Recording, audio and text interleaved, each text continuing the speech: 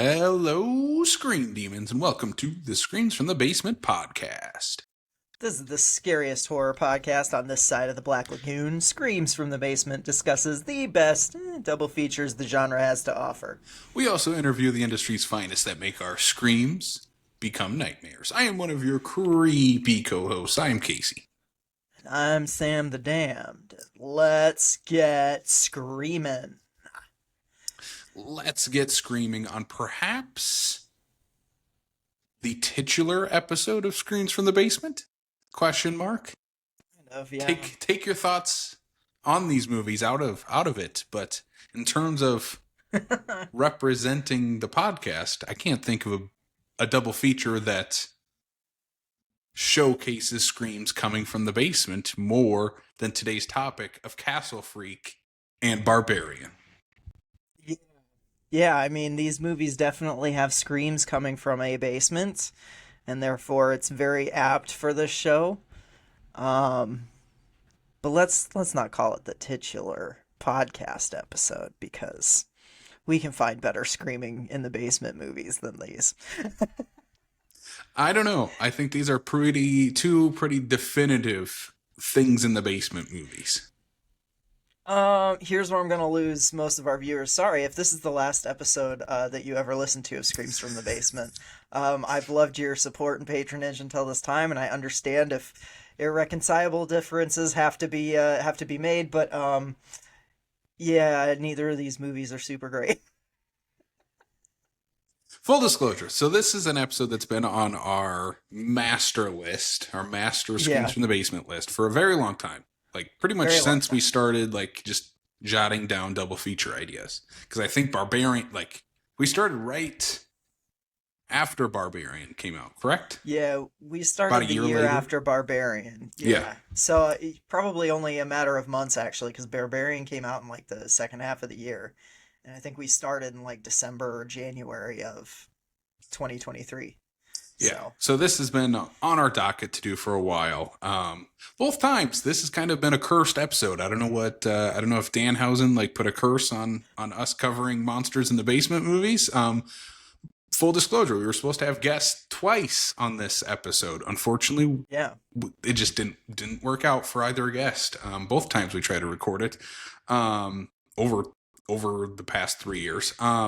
Yeah. So you're just getting Sam and I. This is a Sam and Casey only episode, which is A-okay because we have a lot to discuss, and I feel like this is gonna be another long one. And I mean discuss in both the good and the bad in both of these movies. I mean, neither of these movies are total, like, I wouldn't consider either of these movies a total wash. I think there's a lot of stuff to admire and enjoy in both of them. I just think overall both of these movies fell pretty flat for me. So, and you know, we'll get into like history with it, but I know I'm pretty much in the minority on Barbarian, but I don't know. We'll get into the reasons why. And I think that's more like, I don't know. We do go through things like beat for beat on plot sometimes, and that's fine, but like the episodes I enjoy recording more are the ones where we're just kind of discussing the movie as a whole and the like why it works, why it doesn't, those kinds of things. Yeah, this is definitely going to be one of those because there are themes in both of these movies that I don't think either 100%, like if I was going to score these on how they use their themes in movies as a whole, neither one is getting an A rating. Yeah. They're both like something to talk about, but they're not going to be like, for me, they're passing grades. And I think for you, they're failing grades. And I think it's just that weird level of the right in between that for both of these movies. Yeah, for sure. So like, I'm not gonna slag on them because I think both of these movies were made by very talented filmmakers who, you know, have done other things that I've enjoyed more than both of these, but these ones in particular just kind of, just don't quite get there for me. So, well, let's talk about the reason we're doing these two movies together, because there are other movies we could pair with both of them, but for me, when I first watched Barbarian and immediately saw the mother character, I was like, oh, that looks exactly like the Castle Freak monster. Oh yeah, And in like many ways, there's a lot of similarities of, oh, the further you go down into a castle or an Airbnb, you're going to find something you don't want to find down there. And in the case of Castle Freak, it's the Castle Freak male monster versus Barbarian, it's the female quote unquote monster. Both humanoid characters, but heavily deformed and malnourished. And yeah, very, very similar looks to both of them. yeah, for sure, for sure. All right, Sam. Well, let's jump into this. We're going to start off with 1995's Castle Freak, directed by Stuart Gordon. Is this our first Stuart Gordon? I think this is our first Stuart Gordon, which is insane because I mean it's Stuart Gordon. We should do a Stuart Gordon episode sometime, just in general. Yeah, and I mean, I think this is a great way to kick things off. This is, I think, one of his most notable films outside of Reanimator and From Beyond. Directed Hmm. by longtime collaborator Dennis Paoli, and of course based on an H.P. Lovecraft story, The Outsider, very loosely based on that. The cast includes Jeffrey Combs, the longtime collaborator of Stuart Gordon, as John Riley, who's this disloyal husband who inherits this Italian castle from a long-lost relative. Barbara Crampton plays his wife, Susan Riley, who is the heartbroken wife of John. Jessica Dollarhide in her, I believe, film debut as Rebecca Riley, the blind teenage daughter of Susan and John. And Jonathan Fuller as the castle freak himself, Giorgio. Sam, what Yeah. is Stuart Gordon's Castle Freak? Well, in Castle Freak, an absolute dickhead of a father who is trying to stay sober, not very hard, takes his estranged wife and daughter to a castle in Italy he just inherited, only to find that his mutated and murderous half brother is living in the basement. This is a film that's gross and creepy in more ways than one. Castle Freak. It lives up to the title. It does, and I'm not always in a good way. No, so like any other full moon movie, of course, Charles Band is the producer of this motion picture, working with longtime collaborator Stuart Gordon, which I believe this is like the sixth time, something like that, that those two have worked together. Yeah. And I don't think people talk about that enough. Like everybody talks about how great Reanimator and From Beyond are in Stuart Gordon's filmography because they are great. But yet the realize Charles Band's that guy behind the scenes in all of Stewart's major motion pictures. And in Oh many yeah. ways, the best Empire movies, some of the best full moon movies are from Stuart Gordon. Yeah, I would agree with that. I think in a lot of Stuart Gordon's movies that he did with Band, they had a little bit of a sheen to them or a prestige that maybe like not that Full Moon hasn't done some great stuff. I mean, we talked about Head of the Family, and I genuinely think that movie like has some like actual thematic stuff that it's saying, like, and just there's a lot to love there. But Full Moon is known for schlock. I Yeah. mean, if we're just being completely honest. And I feel like Stuart Gordon kind of took that and added like maybe just I don't know, maybe he just knew how to stretch a dollar better than a lot of the directors that worked at Full Moon during this era.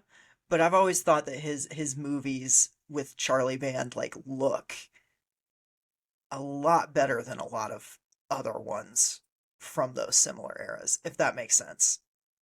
Yeah, and he always had the right people to collaborate with. Dennis Paoli working on the Hmm. scripts, Brian Usna often producing as well. Not a producer on Yeah. this one here, but Barbara Crampton, Jeffrey Combs, of course, frequent Oh yeah. collaborators of Stuart Gordon. And I think part of it for Stuart Gordon goes back to his roots of like theater and being able to, like you said, stretch a dollar to make it look like $100.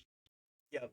And Well, I think this is one of those full moon movies that really stretches that out because you're shooting on location in Italy. This is one of the few movies that shot in Charlie's castle. This is Charles Band's castle that he owned in the mid '90s. I think Pit and the Pendulum might have been the first one that shot there, which was also Stuart Gordon.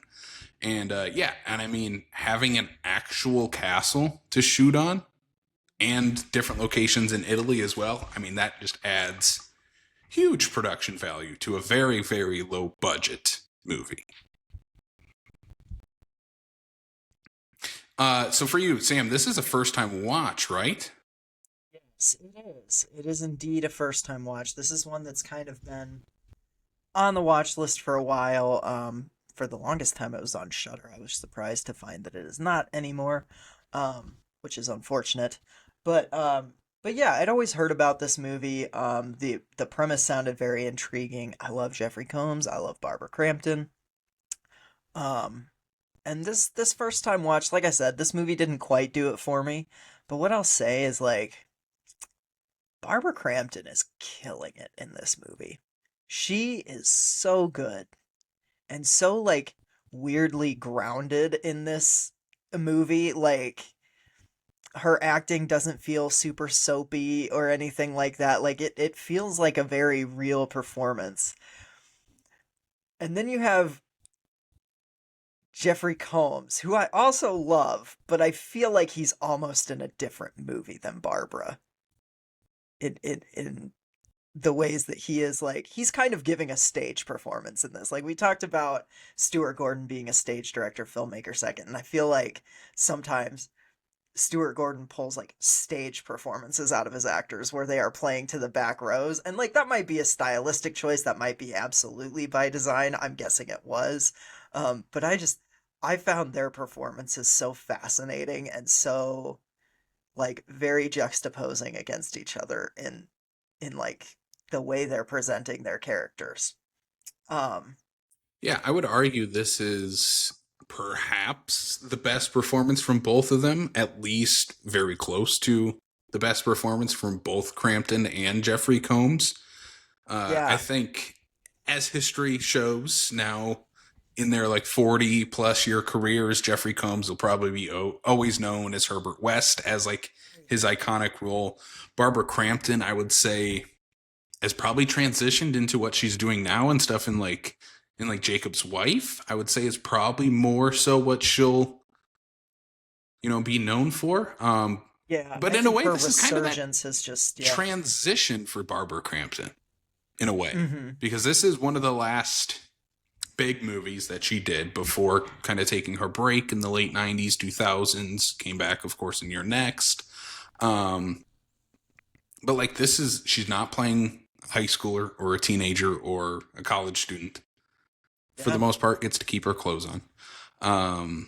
She's playing a mother of a teenager Yeah. already in that mother phase, which is kind of crazy because this is not, it's not that far removed from some of her other performances where she is playing much younger. Yeah. I mean, she's a college kid like a decade before in Reanimator and now she's the mother of like presumably like a 15, 16 year Yeah, old like a girl 16 like year old. yeah. Yeah. Which yeah, kind of crazy. I mean, her and Jeffrey Combs both kind of look a little young for a daughter that old, But you but also like totally believe it. oh yeah. Yeah, And that 100%. Like the family 100% could play dynamic is into decent. their characters of like, these are two people that, in the setup for this, Maybe is they also had a son, like a 5-year-old son, oh who an yeah. undisclosed amount of time ago, roughly a year, I would guess, because there is That's what I would dialogue that guess. says like Jeffrey Combs cheated on Barbara Crampton 9 months ago, and this was after the death of their 5-year-old son. So within the last 18 months, you would presume, is when this tragedy happened, where Jeffrey Combs, drunk driving home with his children, With his kid in the car. Yeah, with his kids in the car. with his teenage daughter and with his like 5-year-old son, ends up in a car accident, killing the 5-year-old son and then blinding the teenage daughter. Mm-hmm. And the teenage daughter you get to see in that iconic poster for the movie, which of course is where Charles Band came up with the concept. Hey, here's the title for the movie, Castle Freak. We're gonna have this girl only wearing a bra with like white eyes, and a castle freak is coming out around her. How do you make a movie around that? Of course, Stuart Gordon, probably one of the best to find a way around that. And yeah, I think it adds an interesting dynamic to these characters. And makes the characters the most important part of the movie, which you don't hardly ever see in a full moon movie, where this is a character story more than anything. Yeah. Like that this is more character driven.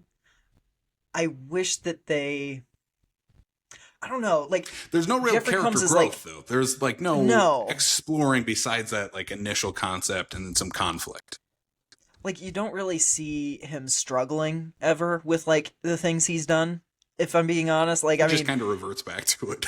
Yeah. yeah, like within the first like 40 minutes of the movie, he's back to drinking and philandering again, and you're just kind of like, oh, okay, so he's just a piece of shit. Like, and then when Barbara Crampton confronts him about it, he gets like defensive and like it's like, oh, I suppose it's my fault that our kid's dead, and it's like, well, yeah, dude, like you drove drunk with your kid in the backseat, you're a fucking asshole. Like, there are so many notes that I have in all caps that are just like, Barbara, why are you forgiving him? Like, what are we doing? I don't know if she is ever forgiving him though. This I mean, feels. she literally says it at the end of the movie, I forgive you. And it's I mean, sure. like, I'm like, no. he saved her from like his stepbrother trying to kill them on top of the castle. I mean, that might be like reason to in that moment to forgive him. Send that guy to hell. He's also knowing like that gonna. he fucked up. She knows he's gonna die. Like I understand. There's probably a lot of emotions going on right there. But when this movie starts, she straight up first night they're in the castle together. She's like, she asks like the housemaid. She's like, "Can you make up another room?" And so like immediately it's like, I don't. This isn't gonna work. This is kind of our last ditch effort. Kind of a big one to move all the way to Italy and inherit a castle together as a last ditch effort to like save their marriage. But you just know it's not going to work out. And she says later on too, she's like, I'm trying to forgive you, but I don't think I ever will. Yeah. And I don't think she ever truly does. More so like, But I feel like the movie wants you to think she doesn't. yeah, Like, I guess. I feel like the movie's going for something like maybe really maybe cathartic. at the end it's forgiving him for what he did to the children. More so Yeah. than like sleeping with other Yeah. women. You know what I mean? See, that's the thing that I'd get too hung up on. No, like you drove drunk with your kid in the backseat of the car. Like you, no, you just don't do that. You just don't. Well, do no, that. I'm not condoning it. No, I know. But I'm just saying, in the but, end, like he does save his daughter from an outside force. yeah, I think there is something. I don't think it's fully explored. Let me put that Yeah. in here. I think it's there if you want it to be there, but it's not fully explored because you still have to be a creature feature movie at the end of the day. yeah, and that's kind of where it is, where it's like it doesn't dive deep enough into it for me to like really go for the like melodrama, I guess, of it all. And so there's kind of this push and pull where I'm just kind of like, I wish this would lean harder into genuinely just being a family drama or being a disgusting wacko creature feature. Like I don't know. It kind of tries to have its cake and eat it too, and I don't necessarily know if either one of these things are effective. I love the Castle Freak stuff, like the actual Castle Freak stuff. There's not a whole lot of it in here though. Like I feel like it's we get the cat, which I hate. I hate that it eats a cat We'll talk right about away. that. I watched Yeah. maybe too much cat mutilation and torture between this movie and a movie we'll talk about in Doobie Doing, where I'm like, Oh, Jesus. all right, I need to watch a cat where like the cat's protagonist or something like that next. Yeah, no kidding. What the hell? What'd you fucking watch with another cat torture? I'll talk about it in Doobie Doing.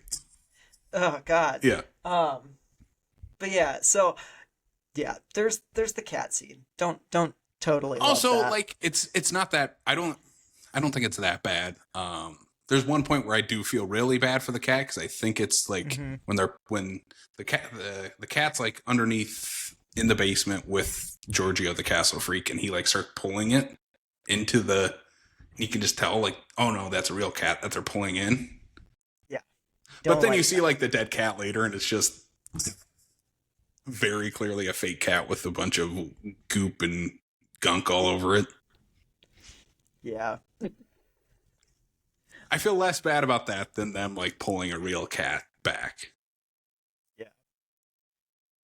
Yeah. I agree with that. I agree with that. I just I don't know. Let's It's tired. yeah, we don't yeah. It's not necessary. Yeah. Let's Um. talk about the character of Giorgio though, because I think that's one of the most interesting things about the movie. Obviously, in a movie Yeah. called Castle Freak, the Castle Freak should be pretty interesting because they try to do kind of a Frankenstein thing. I think, like making him a Yeah. bit sympathetic in a way, Yeah. while Until the also third being a act. monster. Yeah. Like, Yeah. oh no, we're not gonna ever root for this guy, but we can feel sympathy for him because the cold open of the movie is his old hag of a mom cuts him off like the driest piece of bread I've ever seen in my entire life. Mhm. It was I'm like I would just starve. I'm not eating that. Yeah. Gonna break what little teeth he has. Yeah, it's like it was like straight up like Jimmy John's bread, and it's like I'm not eating that. Come on. Yeah. Yeah. And she whips him. The mom ends up croaking, and that's kind of the cold open of the movie of oh this castle freak is still in the basement when this family moves in.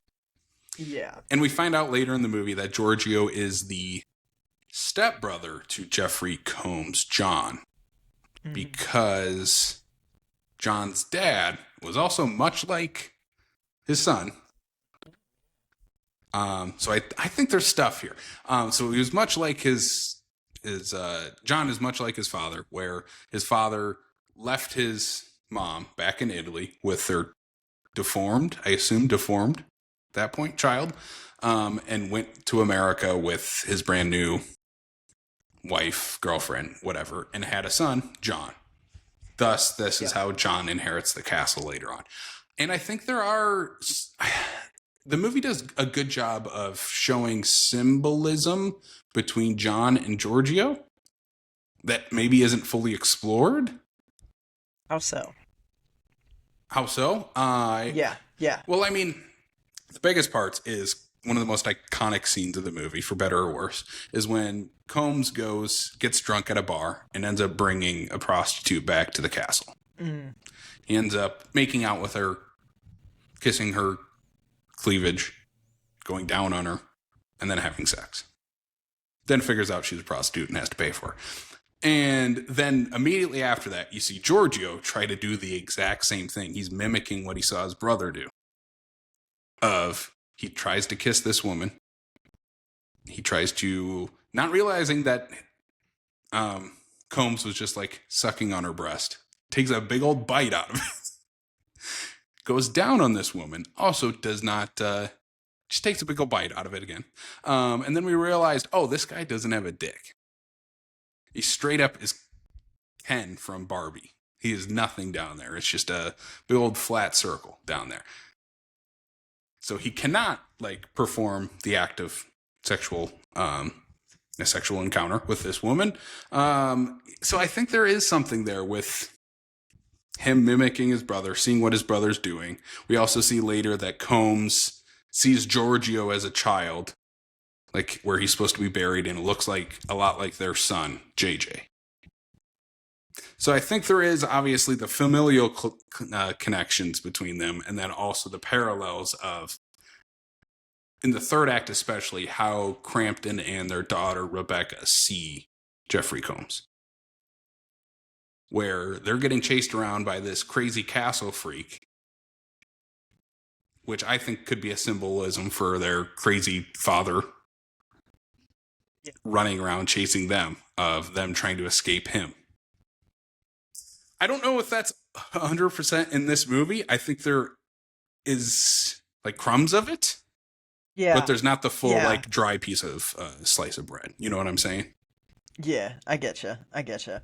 I like yeah, I do think there's definitely like parallels between Jeffrey and his like half brother, but I don't know, like we spent so much time with Jeffrey Combs in this movie and I feel like Barbara and the daughter, they kind of get the short shift. Like, they're not really characters in this. Well, Barbara more so, but like the daughter is a non-character. She is just there to be blind and wander the halls and then get kidnapped and assaulted. Like, and that part, I'm like, uh, uh? like, I'm glad it's at least Also, done okay, with I like a think little more taste than say Reanimator, but in a much darker movie, looking at what I said about how you could reflect Giorgio and John Jeffrey Combs, you might be able to decipher there might have been some um, sexual misconduct between a father and a daughter. It's not explicit in this movie at all, but I think in a darker version of this movie, I think that is probably something they might have hinted at. yeah, I don't think this movie hints glad at it they at all. I'm not saying I'm that. glad they I'm don't glad they because don't like because it's it's gross. already kind of just gross enough, and I'm just like, especially combined with the poster where it's like showing a teenage girl in her bra. I'm kind of like, what are we? I know this was Yeah. the '90s, but what are we doing here? This is a little uncomfortable. Also, the fact that the actress was a teenage girl when they filmed this, too, she was like, I don't know, Yeah, 16, 17, something like that, doesn't make it that's much better. yeah, exactly. And like I understand obviously it's, only again, the 90s, different time, also in yeah, Italy, very different how they look at sex and especially teenagers. right. And there's the other thing. Okay, so like this whole movie feels like, for lack of a better term, it kind of feels like a diet. It feels like Diet Fulci a little bit, right? Like there are a lot of Fulciisms in this like the gore, the castle, all that. I kind of wish this movie leaned into the weirdness of Italian cinema a bit more because this is a Yeah. weird movie, but it's also very streamlined and like Americanized, if that makes sense. And like I really wanted I just really wanted Stuart Gordon to let like really loose and just be like, no, this is my ode to Bava and Italian Fulci, cinema. and Yeah. yeah, like and just really fully go for it. And I feel like maybe it was partially like budget restrictions because this was made in a time where Full Moon was very much struggling. Like I know I read up on like this kind of being one of those last ditch effort Yeah. movies This because is it the was first just of the non Paramount movies. yeah, It yeah. was So I mean, started under Paramount, that deal ended, and then had to finish production and post production outside of Paramount. yeah, and I definitely feel like you can sense that strain on this movie a little bit, like, and I think maybe with a little more budget or maybe just a less tumultuous time in the studio, they might have been able to do something that's maybe a little bit more in line with the Italian cinema that it seems to be kind of riffing on. Um, but as is, like, it's a very fascinating, like, this isn't really like any other Full Moon movie. This is No, this I is think very this is the different. closest Charlie ever gets to like pure Italian horror cinema, Yeah, I would agree with that. which is stuff I would like he agree with grew that. up on. Like, obviously, as a youth living in Italy, his dad worked with many of those directors. Albert Band, also a producer on this movie. Um, Right. yeah, I don't know. I'd be curious to see what this movie might have been if they leaned into those tendencies a little bit more. Yeah. Yeah. So, should let's get into the back half of this a little bit. We've got we covered the cat, the working girl scene. Let's get into what like this this the sex worker that he brings back that Giorgio then kills. Um has a child with the chief of police who very much is like, no, you took her, and like now there's a son without his mother. Where is she? And like Jeffrey Combs gets arrested. And at one point, like, I can't even remember who asked him, but like, I had to write this down because the way Jeffrey Combs delivers this line is so ridiculous. He goes, "I didn't kill her, I fucked her, okay?" Just like Yeah, you everything with just him and the police is where like the movie just kind of drags. Like we're trying to get to 90 minutes because it yeah, doesn't add yeah. much to him. Like him as a No. character, and then he's kind of just gone for most of the third act because he's in custody Yeah. before eventually breaking out and then being the hero of the story by the end. Yeah, it's just kind of a strange like they sideline him, they put him in jail. They make Barbara and the daughter stay because they're like, "Well, you're part of this investigation," which like makes sense, sure. But like Jeffrey Combs is like very much like, "No, there's someone else in there. You've got to get my wife and daughter out of there." And it's not like he's saying, "Get me out of prison."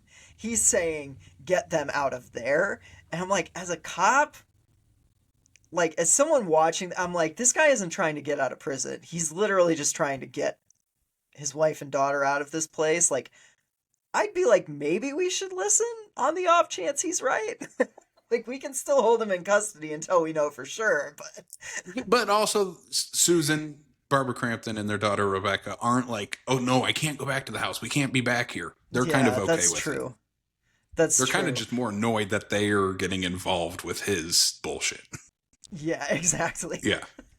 But But then like, the movie kind of, I think this is some of the most Italian stuff, like the most Fulci stuff here with the stuff with the cops, where the castle freak is kind of picking them off one by one. He like pulls one yep, up into the chimney, like rips yeah, another one's like eye and face off.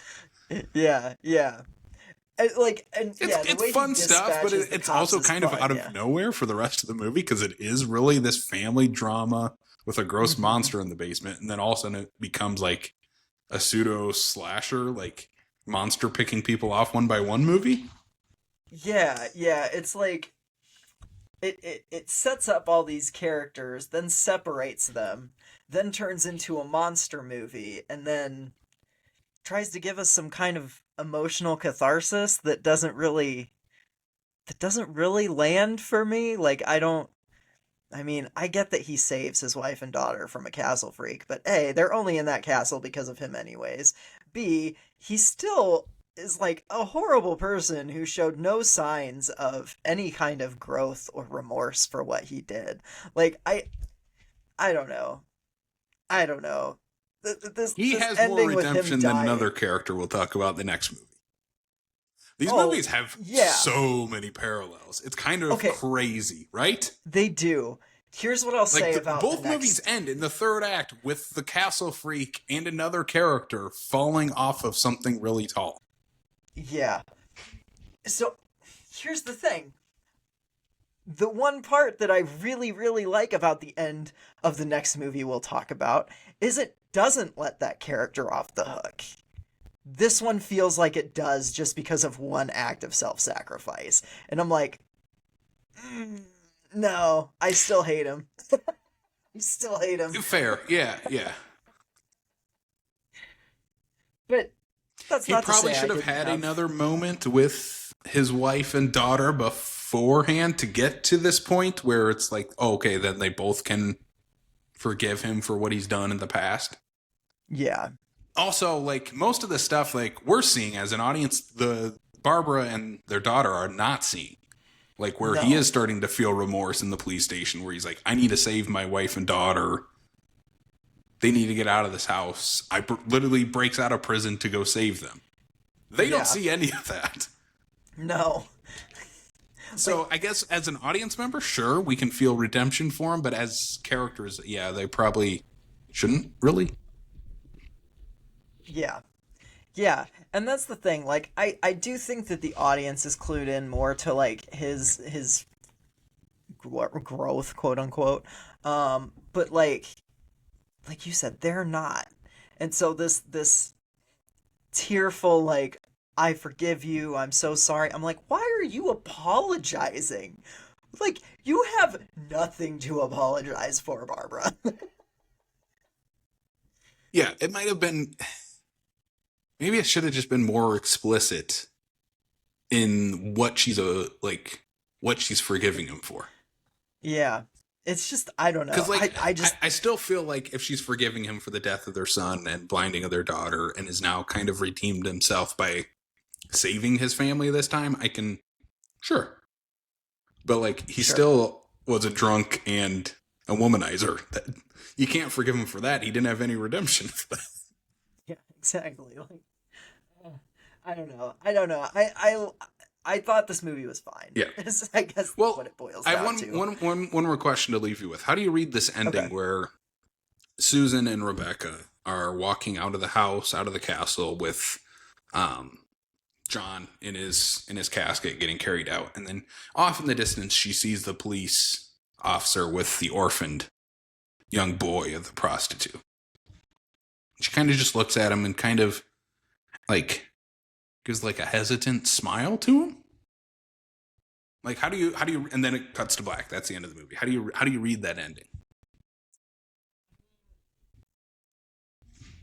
I think that's probably one of the most Fulci aspects because it doesn't really make sense. Like, why Barbara would have this kind of connection with. Like, does she really know anything about this little boy or whatever? Like, I don't think the police ever really talked to her about that. But I did think it was kind of interesting as like she is now a single parent of a child who just lost like tragically lost her father tragically, quote unquote. Um and she's recognizing another now single parent who is taking care of a child who just very traumatically lost their parent, and I think maybe that's like what it is like that acknowledgement piece. I don't know. That I loved that part because I'm like, I actually don't really know what this movie is saying with this, but Yeah. I know that like there's different things that you could take from that, and I liked that. I wish this movie had given me more of that. Those like weird kind of, I'm not sure exactly why this made me feel the way I did, but it did vibes. Yeah. And also, Yeah. like, that young boy looks about the same age as her son that passed away. So it's, Yeah. is Maybe she, that's part of it too. yeah, Yeah. recognizing it as the parallels between her own life? I think I think it's one of the best full moon endings ever because it just leaves it Like open their ended. family unit is gonna come back together. She's going to marry the Italian police She's gonna officer. marry Yeah. the Italian police officer and their family's gonna be whole again. Castle Freak 2. Electric Boogaloo. Well, speaking of Castle Freak 2, let's get to our final thoughts before I bring up some trivia and behind the scenes stuff on this. Sam, what's your final thoughts, and what are you gonna rate this out of no dick monsters in the basement? You know, I like this okay. I didn't love it. I was a little disappointed. I've really liked a lot of Stuart Gordon's other stuff that I've seen. I obviously love Reanimator. Like that's one of my favorite movies ever. Um, this one just I don't know. It kind of missed the mark on a few things for me, but there's still enough. There's still enough to recommend. I am only giving this a 2.5 out of 5. But I do think, especially if you're like a Stuart Gordon fan and you haven't seen this, you should because like it is one of his seminal works. And I know that I'm a little bit in the minority on this one, and we'll get into that in the next movie too. But so if any of what we said sounded interesting to you, check it out. If not, this isn't one of Gordon's best. So 2.5 out of 5 for me. What about you, Casey? Yeah, I'm at 3.5 out of 5, where I feel like there's a lot of good stuff in this movie. It doesn't fully get to that like classic type horror movie like a Reanimator, like a From Beyond, but also in his filmography, it's kind of an outlier because it isn't like a weird cosmic dark humor horror flick. It's very very much grounded, even though it is a movie about a deformed creature monster living in a castle. But it is at the end of the day, it's more of a character study than anything. And I think the performances are wonderful in this. I think Crampton is fantastic. Combs is great. Yeah, I think it's a really good movie that could be great and maybe should be great, and it just doesn't quite get to that final level. For me, it's probably maybe one of the weaker, probably on my bottom half of the Gordon rankings. Like I would watch this probably over Pit and the Pendulum, but I probably put on Dolls and Robot Jocks over this. So I don't know. It's a good movie that I wish was great. Agreed. Some final behind the scenes thoughts on this movie. Like I said, it's the first post Paramount full moon picture. Of course, that was kind of the beginning of the end in a way for Full Moon, at least in terms of budget and mainstream appeal. Shot at Charles Band's real Italian castle in Italy. They had to make sure they cleaned up some of the sets because there was going to be a band reunion out at the Italian castle while they were shooting this movie. That makes so much sense. It's like, all right, I'm already going to be in Italy. Let's have our family reunion here. And by the way, we're already shooting a movie in the castle. And then the last kind of piece of trivia that I have here relates to Barbara Crampton. She opted against nudity in the final act. She was supposed to be completely nude outside in the rain, like completely stripped down to distract the castle freak. And she's like, no, I'm not doing that. It's raining. It's cold. Nope. Yeah. So she got out of her nudity in this one with Gordon. Good for her. Good for her. And then Barbara Crampton also produced a pseudo reimagining of Castle Freak in 2020 with no relation to Full Moon. Yeah, I haven't heard great things about that one, but I am kind of curious about it. I don't know. Didn't Tubi do that one? Or was that a Shudder one? I don't know. Yeah. I don't know. Yeah, it was kind of one of those weird ones because I know Charlie sold off the rights maybe just for like one movie for Castle Freak and Puppet Master, which is how we got that. Oh, that's right. That one Puppet Master, the Littlest Reich. Yeah. The one with that birth. Oh. Yeah. Also with Barbara Crampton in it. Yeah.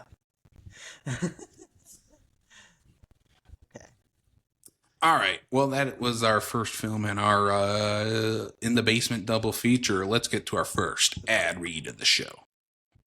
Help! The Basement Boys are trapped in an abandoned amusement park and need your help. We need your help. The best way to help the fun-loving horror fiends is by joining Patreon. By joining our Patreon, you get bonus perks that you cannot find anywhere else, including monthly bonus podcasts, vlogs from our horror collections, and exclusive movie reviews.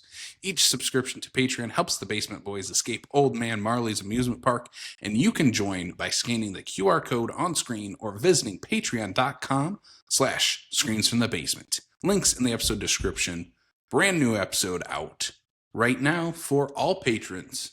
Free $1 and $5 tiers as we talk all things Screams by Night halfway to Halloween Con in our 2026 recap. If you actually want video of our sick calls, you do have to be at the $5 tier. But give us those human monies. But it is still pretty great to listen to just the audio because we do talk about a lot in the process and all that. So yeah, check it out. Check it out. And yeah, help support the show. It's the best way to do so. Absolutely. All right, well, let's get to the second film in our double feature. Next up, we have 2022's Barbarian.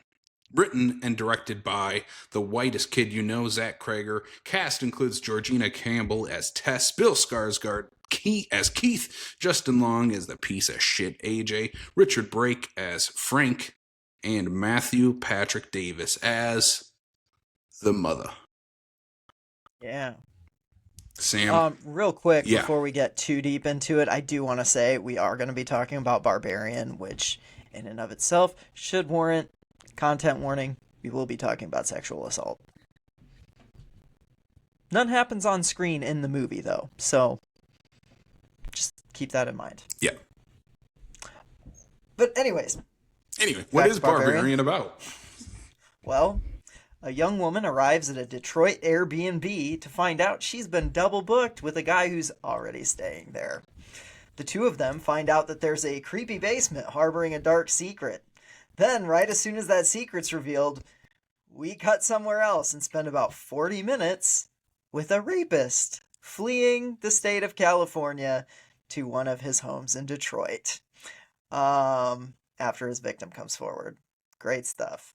Then, just when those two stories finally collide, we cut to another timeline where we watch another rapist do his gross shit. And yeah, also there's a huge mutated mommy monster in the basement of the house. Sure, it's Barbarian.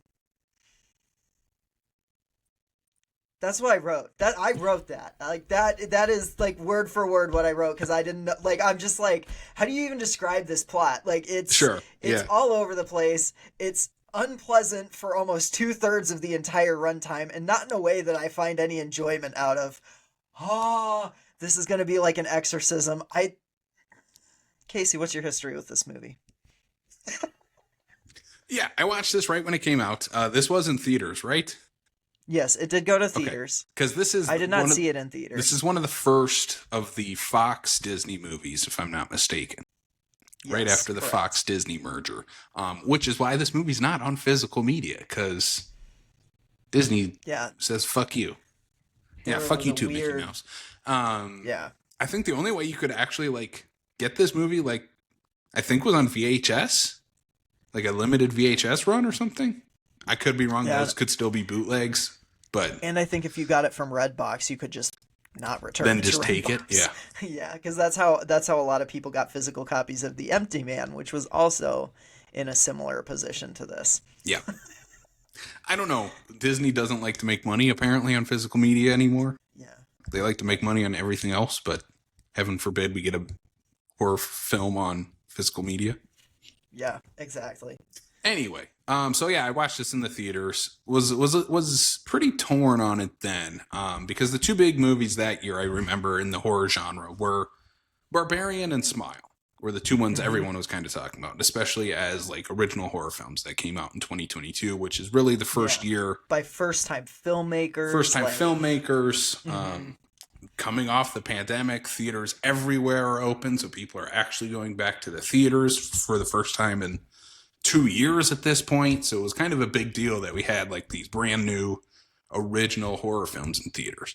And while everyone else seemed to be more on the Smile train, I was definitely more in the Barbarian camp. I kind of feel similarly about both, where the third acts I don't think are very good in either film.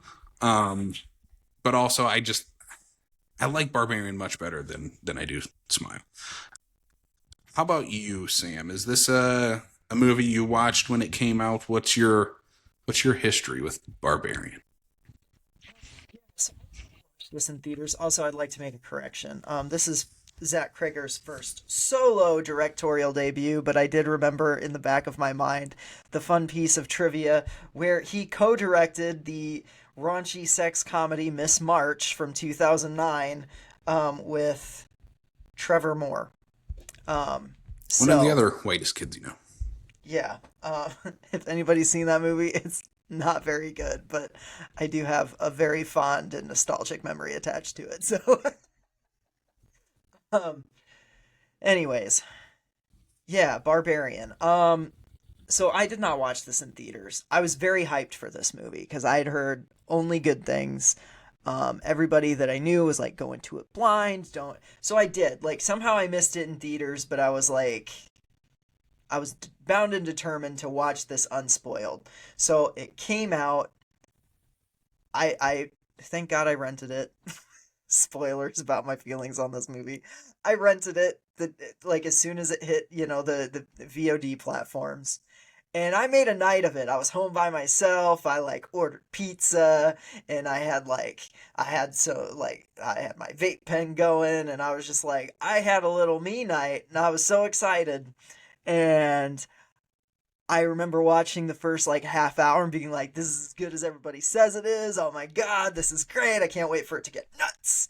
And then the next two acts of the movie happened, and I just did not care for it at all. Like I felt like it was a big missed opportunity. I understand what this movie's trying to do thematically. We'll get into why I don't feel like it does it well.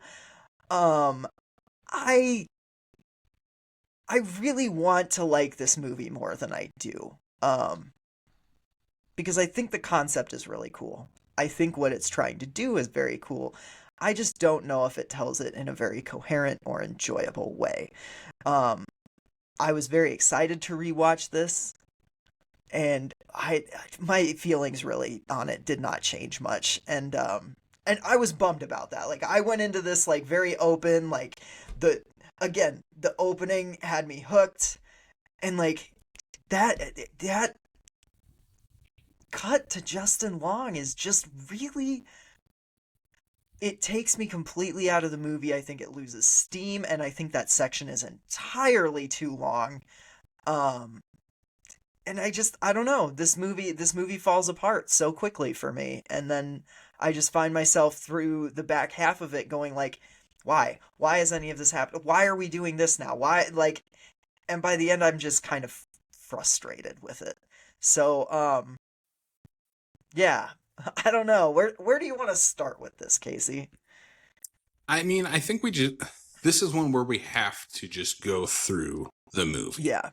And because I mean, things just unravel as you are watching it. It becomes different movies as you watch it. Literally, yeah. it becomes different movies. These are three different movies that by the end do intertwine, but you have to talk about them leading on into one another. Yeah. So, I mean, obviously, like, this show goes into spoilers on all of our topics, but if you haven't seen this is Barbarian, a spoiler movie. Like, if you have not seen it, is, you're going to want to watch the movie first and then listen to this. Yeah, yeah. I've probably said too much in the plot synopsis, so just, whatever. But, oof. Okay, so, yeah, let's talk about this opening section. This is my favorite part of the entire movie. I think, Georgina Campbell is the lead in this, correct? Yeah. Yeah. It's so good. It is so good. It is arguably some of the best horror since 2020, like in the 2020s. Oh, I would argue that first 42 minutes, I think it is, something like that, before smash cuts to fucking Justin Long. And here's the thing, we love Justin Long. I love Justin Long. And I'll give him this. He's giving a really good performance in this movie. He is really good and really believable as this dirtbag character. It's just that the movie asks you to follow him, and it turns into a Justin Long solo movie for a while, and he is playing a character that is just very grating to be around. And it's not as interesting as what happens in that first 40 minutes. Because that first 40 minutes, the setup is so goddamn good. Because you are following Tess, this young woman, by herself in a city for the first time in the middle of the night. Driving through it's raining. It's raining. It's completely pitch black, dark outside. She's in Detroit, which is already like one of the most dangerous cities to be in this country. And she ends up at this Airbnb and cannot get in. Like the key isn't there. The code's not working. Like she just cannot get in. She can't get a hold of the owners of the home either. And then when she's about to leave, she sees a light turn on in the house. And sees Bill Skarsgård standing inside there. Mm-hmm. And it's such a great reveal of, there's somebody already in this house. Like, Cregger, he knows how to shoot a house and make it look like the scariest thing ever. Like, you see it in the beginning of this where it's just the single light coming while she pulls up. And it's like, that's terrifying. There's just a single light. Because we've all been in that moment where you're driving by or you walk up to someone's house and it's the middle of the night and there's just the single light above the door. Mm-hmm. Terrifying. He does that in Weapons, where you have the house that Aunt Gladys is in. Yeah. You see it already in that Resident Evil trailer. Yeah, of, that like, Resident the hands Evil trailer. Like coming out of the door. It's like, oh. He knows Zach Cregger knows how to light the front of a house. Yes. Yes. And it's incredible. And I hope that's like a director trademark. And he just does it in every movie because he's so good at it. Yeah.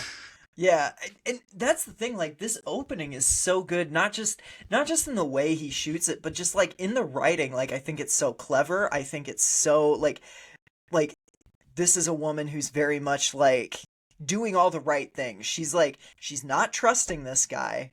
She's asking him like pull up your phone and show me your reservation. I need to know you're not lying. She's not going in.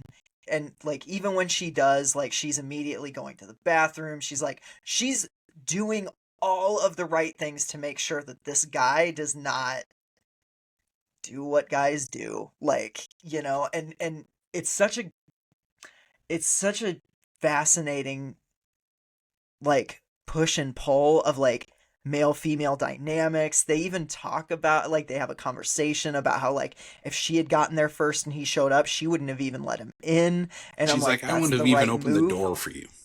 Right. Like and that's and She's doing those all the right things conversations are throughout the entire awesome. movie. She does all the right things, but it's because of I stupid men that she gets into this situation. I disagree. I think she starts making dumb decisions right around the half hour mark. I wouldn't have come back for Justin Long. I think that's her biggest. I would That's the have, biggest one. yeah. Yes. But also, she doesn't know But who this guy is. It just could be some dude that maybe rented the Airbnb after her and fell into the same situation. right. She's being Yeah. a good person. I understand it, She's but she is. She's being a good person, and I do think Georgina Campbell sells it. Like I think she sells her need to go back in and save these dickhead men for whatever reason. I just I'm like for a movie that starts off so strong in like this character knows what's best for her and she is going to look out for her best interests. It's very weird to me that two different guys that she knows nothing about. I mean, because she gets to know Keith when they spend the night and like they talk a little bit and they find some common ground through like why they're both in Detroit, like kind of small world type of stuff, and it almost turns into like this romantic meet cute sort of thing, right? And then he she leaves a goes note. Like to he leaves a note for her the next morning. Like, yeah. let's talk about that first, because we'll get to how she reacts to AJ, Justin Long's character.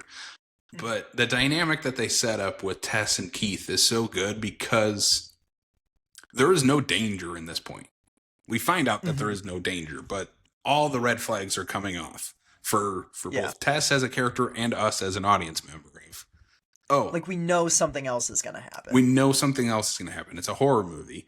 Also, the casting of Bill Skarsgård is perfect. Fucking genius, right? Because at this point in 2022, he's coming off of both It movies. And at Hmm. one point, he even says, "Oh, I'm not a monster." Yeah. Every film fan knows who he has just played. He's in the biggest R-rated movie of all time. Like, Yeah. no, he is a monster. But the character of Keith is super likable, a good person. He's also doing all the right things. At one point, Well, besides when he goes into the basement, like yeah. really stupid, but curiosity kills the cat, and Yeah. no cats die in this movie, but Pennywise Also does. a little bit of male ego because she tells him like she doesn't tell him super well. Like she's not coming across very well, but like she finds a room with just a bed and a bucket and like and handcuffs or something like that. She says like it's a rape room. Like that's what it is. Yeah, And it's where people have filmed snuff films. yes, 100%. And she goes up and she tells him this. And his instinct is like, well, I didn't see it, so I'm not going to believe that. Like, I need to go down and see for myself. Like, I'm not going to just leave this Airbnb because you saw something. And there's the like, it's not outright like hateful misogyny, but there's that like misogyny that kind of slips past you, like where it's like, this woman is telling you something very real that she just experienced, and you're like, I don't buy it. I got to go see this for myself. Again, kind of brilliant. Like this is like one of those. And that comes after when they first meet each other. He offers to like make her tea. She's like, Mhm. no. And he's like, I'll make you one anyway. And she just doesn't touch it. And then he Yeah. realizes, oh, well, yeah, that's stupid because I could have drugged it Right. So he after. asks he asks her if to he share can a make her bottle of want wine to. with him, which he doesn't open it. He's like, I wanted to make sure you see me open this and you see me pour it, so you know I'm not doing anything to it. Not making the situation any better by like implying he could have done this stuff. But also, Yeah, like, you have to exactly. call this stuff out. Like, it's great, really great writing. But also, he's giving alcohol to someone he does not know in a house that does not belong to either of them. Not Yeah. a good look either. But he's No, doing it for all the not. right reasons. He's not malicious in anything he's doing. At least not to like what we as the audience perceive. Like, Yeah. um, you never know. Maybe if the big, maybe if Mother hadn't smashed his face in, maybe he would have ended up being a bad guy. We don't know. He Well, could have I pulled a think we Bo do know. I Burnham and think that is the Promising Young movie of Woman. like, oh, all these red flags are going off. She's making the right decisions for pretty much all of them. And nothing would have nothing would have happened. They might have like it might have ended up a complete like mute cute movie. We go into a rom com after they leave it the Airbnb, like, but that's not this movie. No, And there's this is such a like great reveal when we get to so like they spend the night together. They don't like sleep with each other, but they spend the night together, staying up talking while they're waiting for laundry to get done. He like does a really goofy like helps her make the bed, like putting the sheets over his body and flinging them onto the bed, and it's really fun and cute, and like yeah, you understand why she begins to trust this guy. yeah. And then she goes to her job interview, which this is Before that kind of though, one of those. Oh, okay, I think there's one of the best reveal. I think the best reveal in the movie is right here. okay. Because the whole point up until that's about 20 minutes into the movie. It's all that one night with Keith. Hmm. Completely dark outside. We don't see anything. And then you get the reveal the next morning. She steps out Oh, of the house and it's bright outside because it's daytime. And you see the yeah. rest of the neighborhood. Oh And it's yeah, like, and it oh, is this is the neighborhood rough. she's in. Okay. Yeah. Completely changes the dynamic of why he was also so cautious the night before. Yep, 100%. Like it's very much the reveal of like, oh yeah, she is in the seedy, rundown part of town. Like this is Like, definitely not nobody a lives good here. neighborhood. Yeah. So, yeah, then she goes to the job interview and this is where like I don't know. Like the job interview is very inconsequential. This is like one of the first scenes that I feel like this probably could have been cut because we already know it's a dangerous neighborhood from the visual context of her leaving that house in the morning. But the only reason that that seems to be there is so that the person who can give her who gives her the job interview can ask her where she's staying, and she tells her and she goes, "Oh, that's like a really bad neighborhood. No, like seriously. That's a bad neighborhood." It's like, "Okay, this movie's now told me that twice." Yeah. You know? Like, Honestly, what that job interview should have been is the person that's interviewing her says she knows Keith already and might be part of the documentary. Like, further reinforcing, oh, someone already connection. knows this guy. He's a good, like, Yeah. that Yeah. connection is real. Like, he's not really a threat. It maybe should have just Right. reinforced that more so than, oh, that's a bad neighborhood. Yeah, we saw that when she was driving around. Yeah.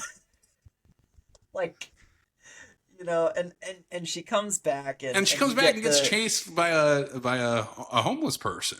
yeah, Which yeah, and is another great reveal.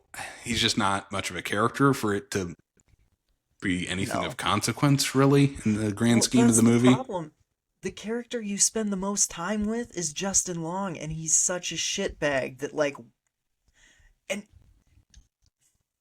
We'll get here's to the him. thing. Yeah, we'll I get want to to him. push off Okay. Justin Long as much as possible because it's so not good.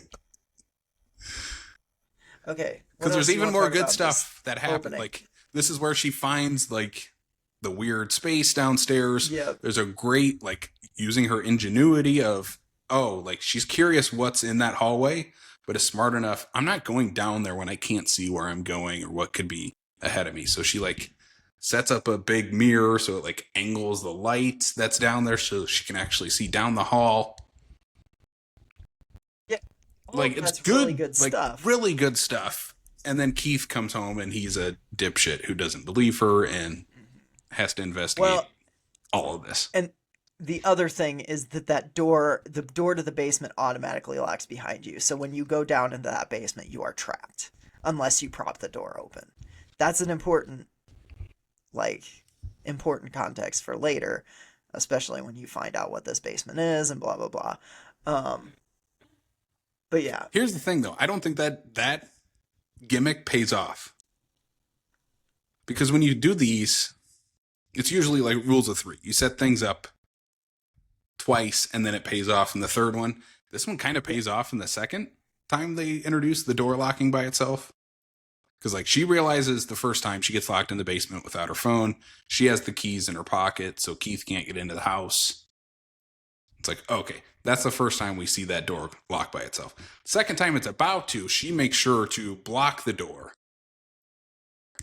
And then we don't really get a payoff to that door closing. Do we?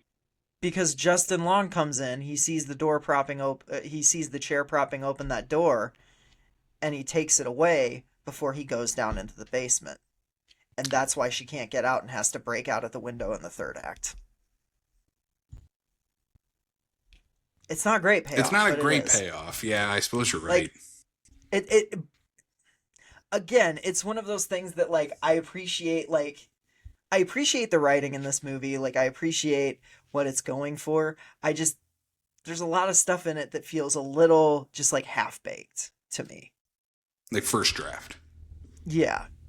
And I think part of that is like I think the first act, this first 40 minutes does not feel first draft at all. This feels like the initial concept, which it is for the movie, of like this was like the writing exercise Cregger pushed himself towards and worked on, was that first 40 minutes. And then he tried to figure out the rest of the movie afterwards, and it's like, oh, you should have just wrote 30 more minutes of a similar tone and style of what you were going off of. Because then we get to the mother reveal in the basement. Like, there's these cages even further. She bashes Bill Skarsgård's skull in. And then we hard cut, like the hardest of cuts, to Justin Long driving in his convertible, being a piece of shit. I just don't really want to talk about it because it's not enjoyable to talk about. It's stuff that you literally could have kept this character in this movie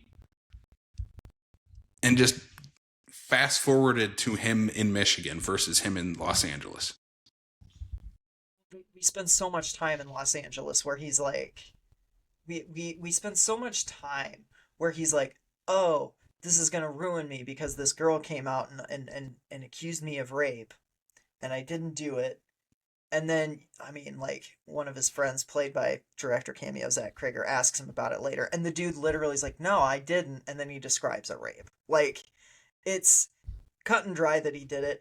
And, like, why are we spending this much time on it? Because it's like, you spend 3 minutes in the car with this guy, and you're like, oh, he's an irredeemable piece of shit. Here's the thing. This is what you do. And spends another, like, half hour trying to, like, keep telling you that. That he's a piece of shit. Yeah. Yeah. And again, we could have gotten it right away because, one, Justin Long is so good in this movie. And he's does really a fantastic job of just portraying that type of character. Like, right away. Yeah. Here's the thing. You just do that driving scene where, like, his agent is calling him. You do that on his way to that house. Yeah. And immediately he gets in the house. And you start from there. Yep. 100%. Of like, oh, why is there stuff all over my house? Like, going through the process of like selling it. Again, we spend way too much time of him measuring the square footage of his house. Yeah. There's some funny jokes in there of like him looking up, can I measure the square footage of a house based on a basement underneath? Yeah. Like, that's the thing, is there are some comedic moments in this, but I'm also like, should there be? Like, this is not a character that we should be laughing with. Or, like, I don't know. They're like, it's like when he's talking to his mom. and she starts like kind of questioning him, and he's just like, "Oh, sorry, mom, I gotta go. There's like a work call on the other line," and he answers it with, "What up, homophobic slur?" And it's just like, okay, I get it. This character is it This guy like sucks. Yeah. how many more examples do we need of this, you know? Um and so it just takes very much too long.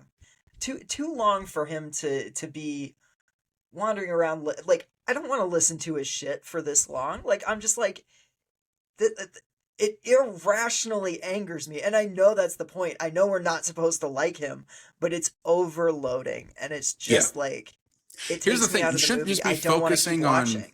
him as a character because there is no redemption for this character. It's a pretty cut and No, dry right away. He's a piece of shit.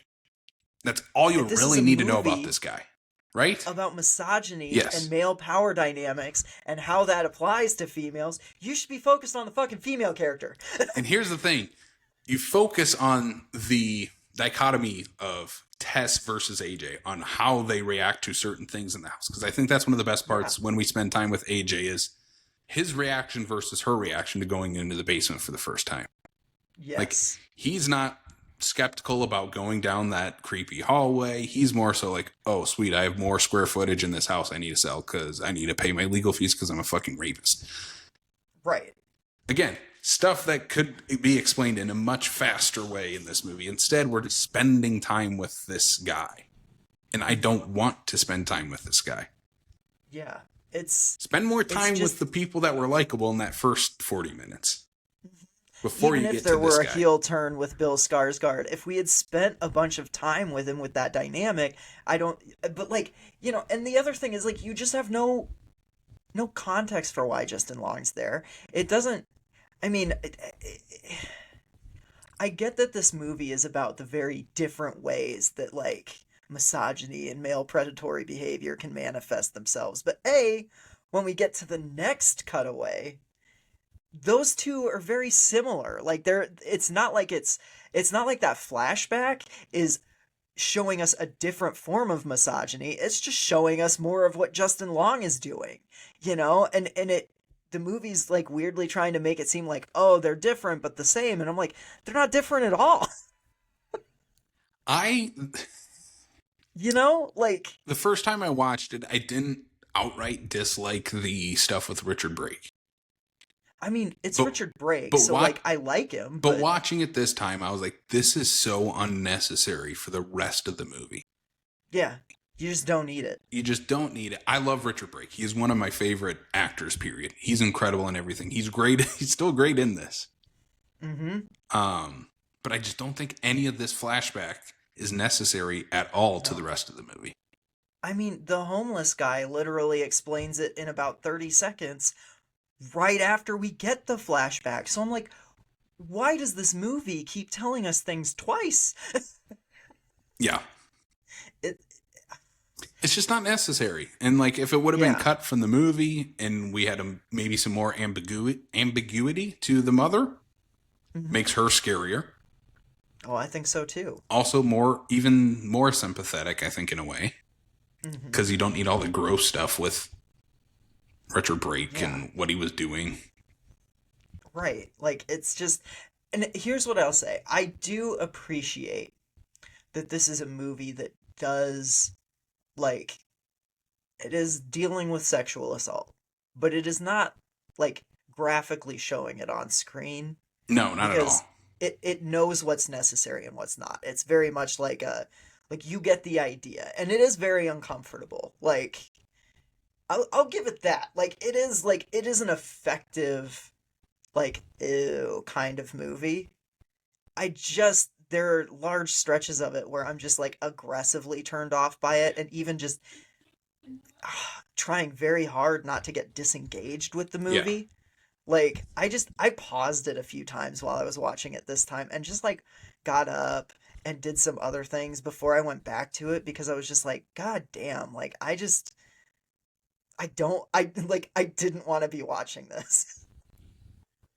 And it's and not, I don't know. Like, we've watched some heavy stuff. We've watched some like gross stuff. We've watched, like, and there's just something about this one where I'm just like, much there's too much focus on it where I'm just I get burnt out, and it sounds weird to say about a movie like this, but I get kind of bored, honestly. Like I'm just like, this is a boring character dynamic. Like I don't know. There's not even a character dynamic. It's just this one person being horrible, you Yeah. know? Um And it's such a sharp turn from the beginning of the movie where it's two characters you want to follow, you want to see where their dynamic goes. mhm. You want to see where that's going to end up because there is so much tension. Yeah. Like you want to see more of Bill Skarsgård, even Yeah. though you're kind of like, I don't think he I might still not don't be know a if I good trust guy. this guy. Like, Yeah. yeah, exactly. Like and that to me is way more fascinating than anything this movie does in the back half. Like, Yeah. I literally wrote I in don't my know. notes like there's all tension is lost in the second half. There's just no tension in this No. second half. One of the most iconic scenes in the second half though is the really gross one of the gross and I think maybe one of the more effective ones is the gross like hairy nipple, like baby bottle nipple. Yeah. Like it's Yeah. just gross in kind of all the It's right pretty ways. nasty. Yeah. You know what I mean? Yeah. Can we talk about, okay, so like one of the things that has bothered me with this movie is like it makes a point to have Justin Long come into a room where a breastfeeding video is happening, like a nursing video, focused on breastfeeding is, and he goes like, "Ew," when he sees just like a mother naturally breastfeeding her baby on the screen, right? And it's kind of like saying that, like, you know, this is a this is a guy who only views women as sexual objects, and when the things that he views as sexual are used for their actual intended purpose of motherhood, right? Like he's grossed out by that. He's disturbed by that. But then the same movie is like, isn't this gross mommy monster breastfeeding him so disgusting? Ew. And I'm like, I don't It's know if trying he to have totally its thought cake that and eat it through. too. Yeah, like Yeah. I don't think it's I don't I don't know. think it's offensive, I don't either. but I like like it's not like I a, oh, that's, yeah. you know. Crager's heart is in the right place. He is trying to say something Right. about it, but also Yeah. like he's also trying to make a gross out monster movie. Yeah, and so it's kind of like there's a tension there, and it's not necessarily like some that isn't really like a criticism as much as it's like a fascinating, like, even though we're doing this, we're still doing this. You know, like there's a weird push and pull, and I think that's the case when you make a lot of like when you make genre movies. A lot of times, like something a horror movie that is about, you know, mental health and how we treat mentally unhealthy people comes across as like, well, the mentally unhealthy person is the quote unquote Yeah, monster in this movie, right? yeah. And When so you try there's to have that weird push two, and pull of it. yeah, because that's how I felt with Smile too. Of like Smile's Right, about yeah. mental health, and by the end, the message I got was, okay, just kill yourself. I'm like, no, that's not the Yeah. message you should be It's giving not people. And I don't it's think not the that message is, that I think, yeah, it was intended. right. But like unintentionally I think Yeah, you put that out there, yeah. you know? And that's more what I was saying on like, yeah, the breastfeeding thing, where I was just like, you know, like you can't be like, Yeah. he's stupid for thinking breastfeeding's But then gross also and then making gross, a gross hairy breastfeeding nipple. Yeah, I get, yeah, you know? yeah. Um, Also, like, this maybe should have been played up a little more with him because we do spend so much time with Justin Long. Is like how mhm. much of a man child he is and how much of Oh like yeah. maybe like had more of a dynamic with his mom. Oh God, yeah. I Like, like because that that comes message. into the third act too of like he's like I am not going to pretend to be this deformed mommy's child. Yeah, yeah, Like he very also clearly has mother issues in real life yep. in Oh, how he's for sure. yeah how he spoke to her on the phone. And maybe we should have just had more of that if we are going to spend so much time with him. Focus on like instead of him being like reiterating over and over and over he raped someone, he raped his co-star. Hmm. Let's have it be like okay he did that and he's a piece of shit, but also what's his Like, relationship with his mom. Yeah, and I mean, at least Because that's there's something then something that ties interesting. Like, into the rest of what we've already seen. yeah, yeah, I, yeah. This is just, it's one of those movies where like there's enough here that is like good, like really good. It's just that what it does with all of those elements, like especially when we get into this third act, like some of it I really like, and some of it I really don't. Like the finale on the water tower is so interesting to me. Can we get to it? Yeah, Like, let's get to the setup for that because basically like they're ready to escape. yep. Like Justin Long has gotten the gun from Richard Brake. Not necessary for this entire thing. No, I don't know why he's not at there. I all. really don't because like he just shows up. We get all the information we already got from the The homeless person. flashback. Yeah, Yep, and the homeless and the person. flashback. Yes, we've this is the third time we've gotten the same information, and then Richard Brake just blows his brains out, Yeah. and then that's It's how just Justin Long gets it's a a gun. shocking moment. It's a shock value Yeah. moment. Like that's what it is. The better shock Um, value is when Tess, for some reason, goes back into the house to go save Justin Long, and he's a piece of shit and just shoots at the first sees and shoots her. mhm. Yeah, and then like It's good. I like that. I do like that because yeah, it's just like, oh no, this guy's just out for himself, trigger happy. and like there he helps her He does help. out of the He house does help her out of the house after he shoots her. Probably more so of after like, he oh, I shoots can't have her. a dead body in my house that Yeah. that I own. And they go all the way down the street. They find the homeless person who is holed up in an old church. And again, he's telling them everything that we already know. And he goes, "Don't worry, she never comes out this far. Enter mother. She kills him." Not a great jump scare reveal. Yeah, it's Kind of just shock you value see for it. shock value. Yeah, and I mean, it's not even that shocking because you kind of just see it coming a mile away. Yeah. Like at the minute he You're says like, she no, never this guy, goes this out guy that that has far. had 2 scenes is not making it. In this movie. Yeah, exactly. Like they ran down the street. Yeah. After they already Oh, revealed, oh, the mom comes out at night. yeah, exactly. So like you get that. They go up the water tower, Yes. right? And this is like, at one point Justin Long's like saying, and it's still with the homeless guy, like maybe I'm a bad person, maybe I have to like do some real change and all this kind of stuff. And it's bullshit. Like you never once for a second He's really buy good it. at He's that. just yeah, Yeah. like he's Justin Long is a very good actor because like I like Justin Long. I hate him in this movie. I really do. Like I want to punch him in the face in this movie.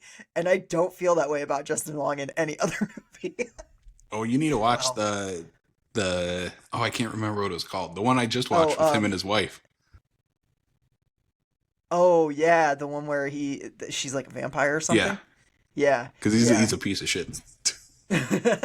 Yeah, I suppose he's really he's weird and It's a Wonderful Knife too, I guess. But anyways, but no, like the mother's coming up, he's running and like leaving the woman that he shot to like fend for herself and just like yelling things like "hurry up!" And it's just like, oh, Yeah. he's a jackass. He's such a jackass. Like, oh my god, I can't wait until he dies. Um, and they get up to the top and he throws her off. He throws her off the water tower to distract Yeah, he says to mother. her, he's like, "Oh, I can make it out of this, but I don't know if you can." Yeah, And he yells to I the need mother, you like, to "Hey, slow I've her got your down." baby. Like, go get her," and throws her off the water tower. Well, the mother Yeah. jumps off the tower to catch her. Yep. And then Justin Long comes down. He notices that Tess is still alive because mother cushioned her fall. And immediately does his, "Oh, I had no choice. I was just thinking so fast and blah, blah, blah." And doing that stupid weasel bullshit. Yeah. I didn't do anything wrong. I didn't touch you. Oh, I think part of the reason why I'm so Justin Long is so likable, and he makes this character too likable. Because this character yeah, should not maybe be that's what likable it is. at all. No. But he's just likable because of Justin Long The and fact that his you know who performance. Justin Long is. Yeah. like It's kind of this the movie opposite is of the Bill. cast pretty brilliantly, if I'm being honest. Like, because the push and pull is like interesting, at least. I don't know. Um, because you're right. Yeah, It's I like don't the know. opposite of Bill Skarsgård, where Yeah, like you're expecting him to be the monster and he's not, and then you see Justin Long, who is like, oh, it's Justin Long, and then he's a total piece of shit, right? Um, I suppose. Yeah, yeah, but it makes him too likable still. Where we shouldn't yeah. like this guy. Well, yeah, because it almost like invites you to like laugh with him when he does the Yeah, like "What's up?" F word, and all that kind of stuff, and that's kind of weird. I don't know. Like, this is where you cast like it's such a hard this role is to where you cast cast for. this is where you cast Schmidt from New Girl. I was just gonna say Jared Leto, Oh no, no, you can't cast someone who's actually doing this stuff. and I'm not accusing Jared Leto of anything. It's just he has that reputation in Hollywood for being a piece of shit. Maybe Yeah, not in the same ways as AJ. there's a few similar ways actually. Maybe similar You'd ways. be surprised. Yeah, maybe I don't know. It's such a hard role to cast for. I don't know. I don't know. It is, but like, so here's the thing. I love that this movie doesn't let him off the hook. Like, I mean, he's doing his whiny like I wasn't trying to do anything bad. I would never mean to hurt you bullshit. And Mother wakes up. Great death scene. Okay, I gotta bring this up. Okay. Watching it this time, because he like, yeah, he goes up to her, and there's like a really weird cut where I don't know what happens. It's really bad editing here in the third act, Okay. where like all of a sudden the mother like you think is dead, and then she gets up, and all of a sudden she's already in his face. It's just a weird cut. Like the edit doesn't make the most amount of sense of her. Of It's like, almost like they didn't have enough coverage. yeah, like because I kind from of our point of view, felt, Tess is still on the mother, yeah.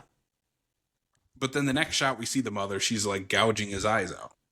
Yeah. Like there was something missing in the editing, and it just did not fully edit together very well. Yeah. I agree. I also think that I know we get the back profile when his face splits open.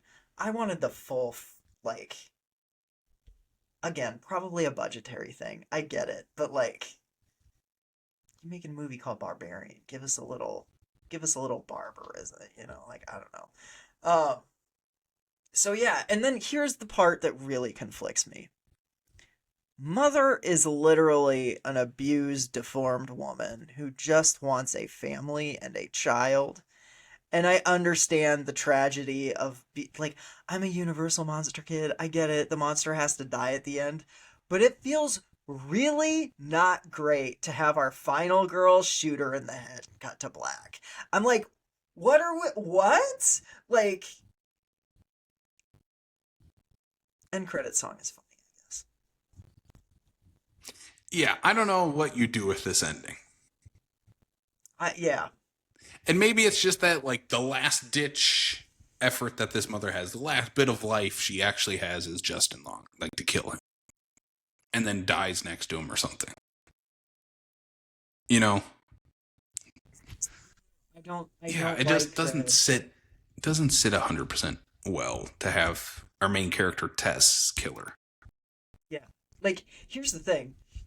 Spoilers for Weapons, jump 30 seconds. At the end of Weapons, when Gladys gets torn apart, that feels earned because Yeah. Gladys is a fucking horrible person. Like, she's irredeemable. She's the Justin Long character of that movie. Here, Mother is not the barbarian.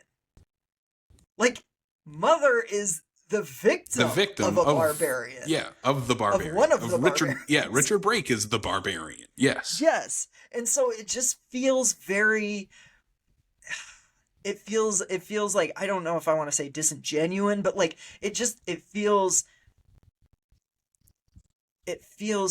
like Here, I don't know. maybe this is the better. It clashes with the theme. Yeah, maybe this is a better ending of, oh, Justin Long realizes Tess is alive. Mother's already dead. He, like, goes to help her up. or is like, I need a, or maybe even doesn't help her up. He's like, I'm gonna go get help, and she grabs the gun and kills him instead. That that's a better ending.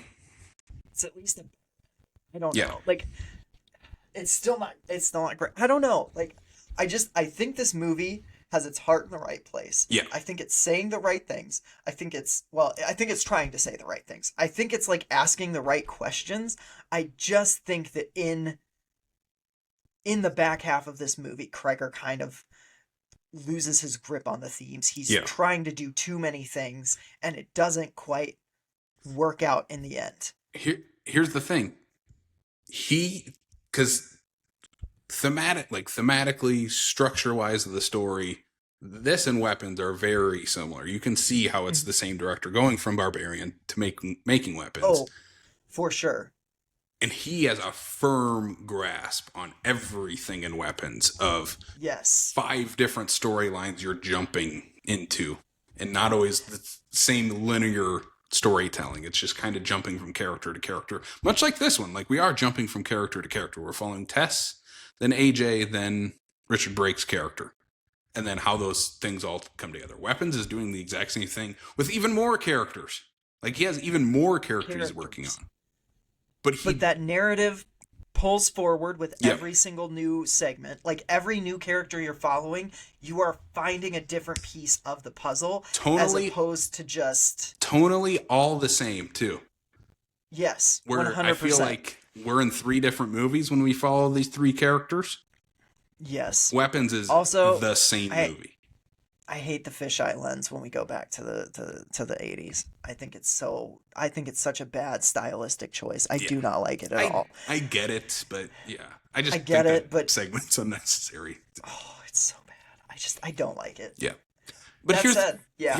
here's another thing we haven't even brought up yet. Is there at one point when Tess escapes, I'm jumping even back further into the movie. It'll connect into Weapons. The cops? With the cops. Yes. And how they just don't I love believe her. that scene actually. Yeah. And because they think she's maybe like a druggie or a crazy homeless person. Yeah. I mean, she's a woman of color in a seedy neighborhood. And she's like covered in dirt. disheveled. She was Like they 100% are just like, no, you're a crack addict. We're not going to listen to you. Like, and they just leave. Like,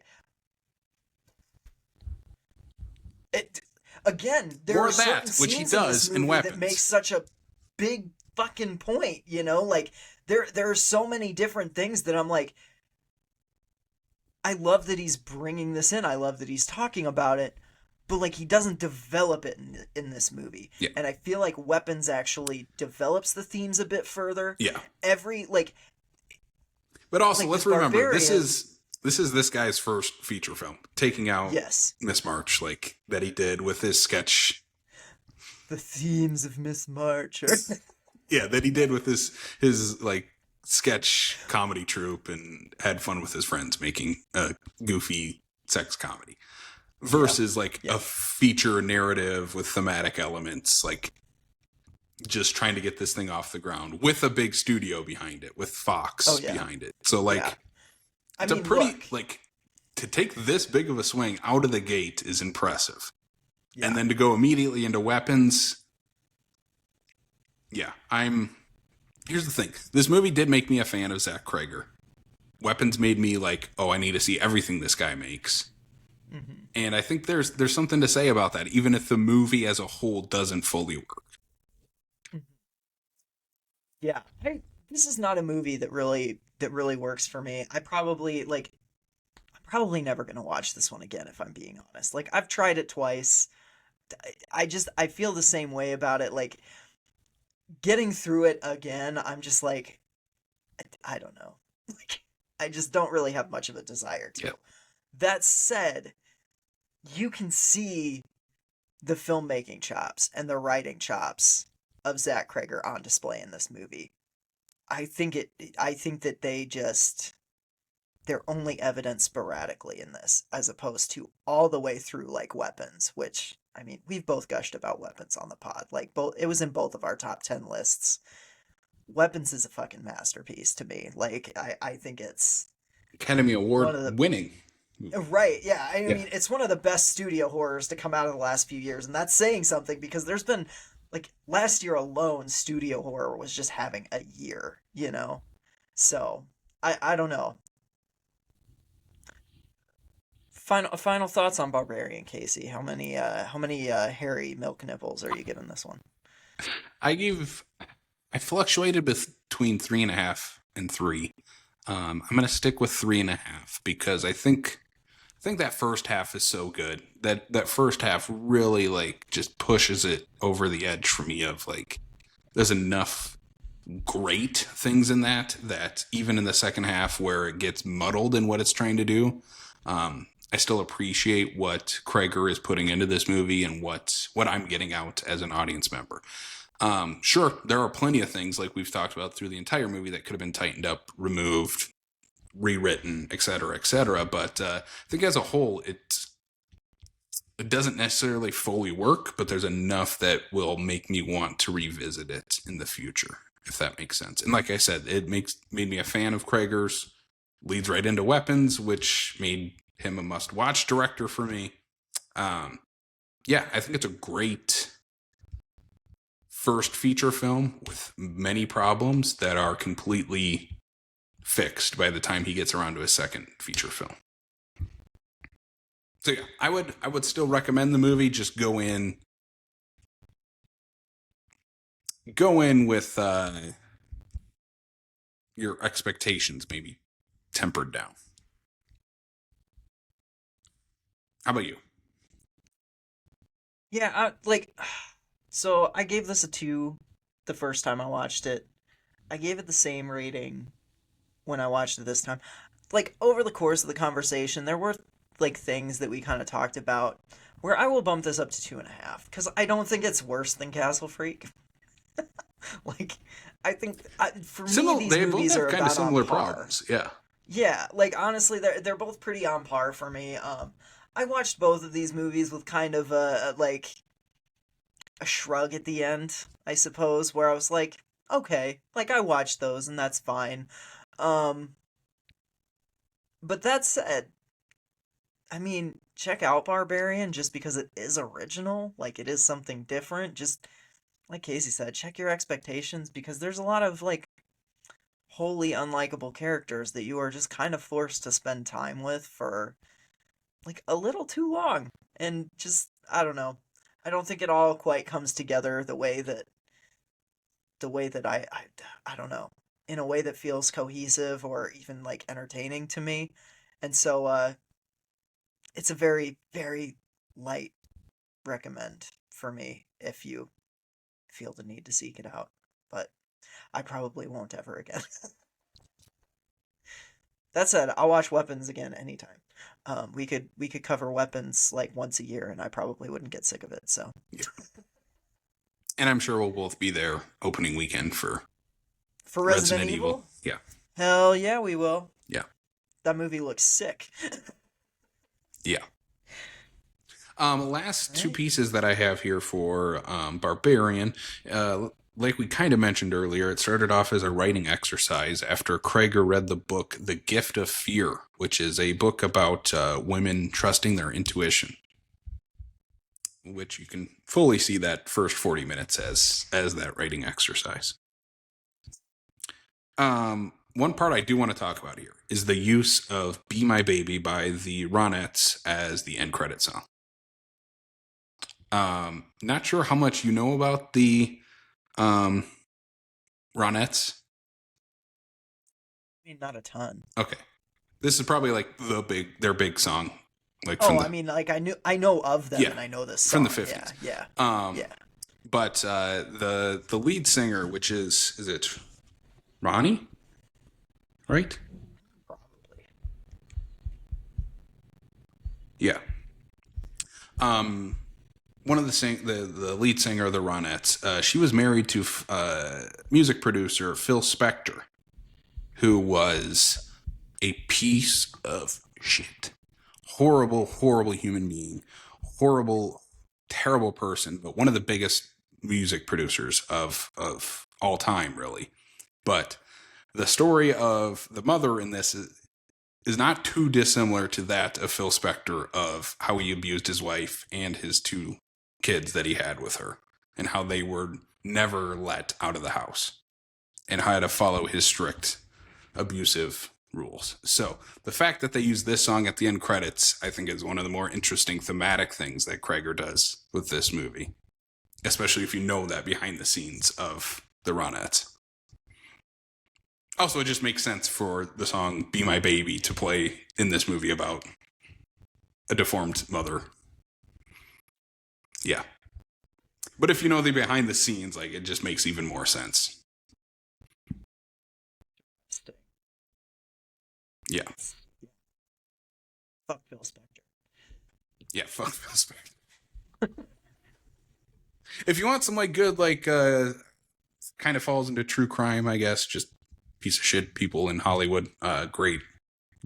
Not great, but, like, interesting story to look up on that guy, if you want to realize how big of a piece of shit that guy was. And how much of a stranglehold he had on the music scene back then. Yeah. Yeah. All right, Sam. Let's get to our second ad read. All right. Yeah.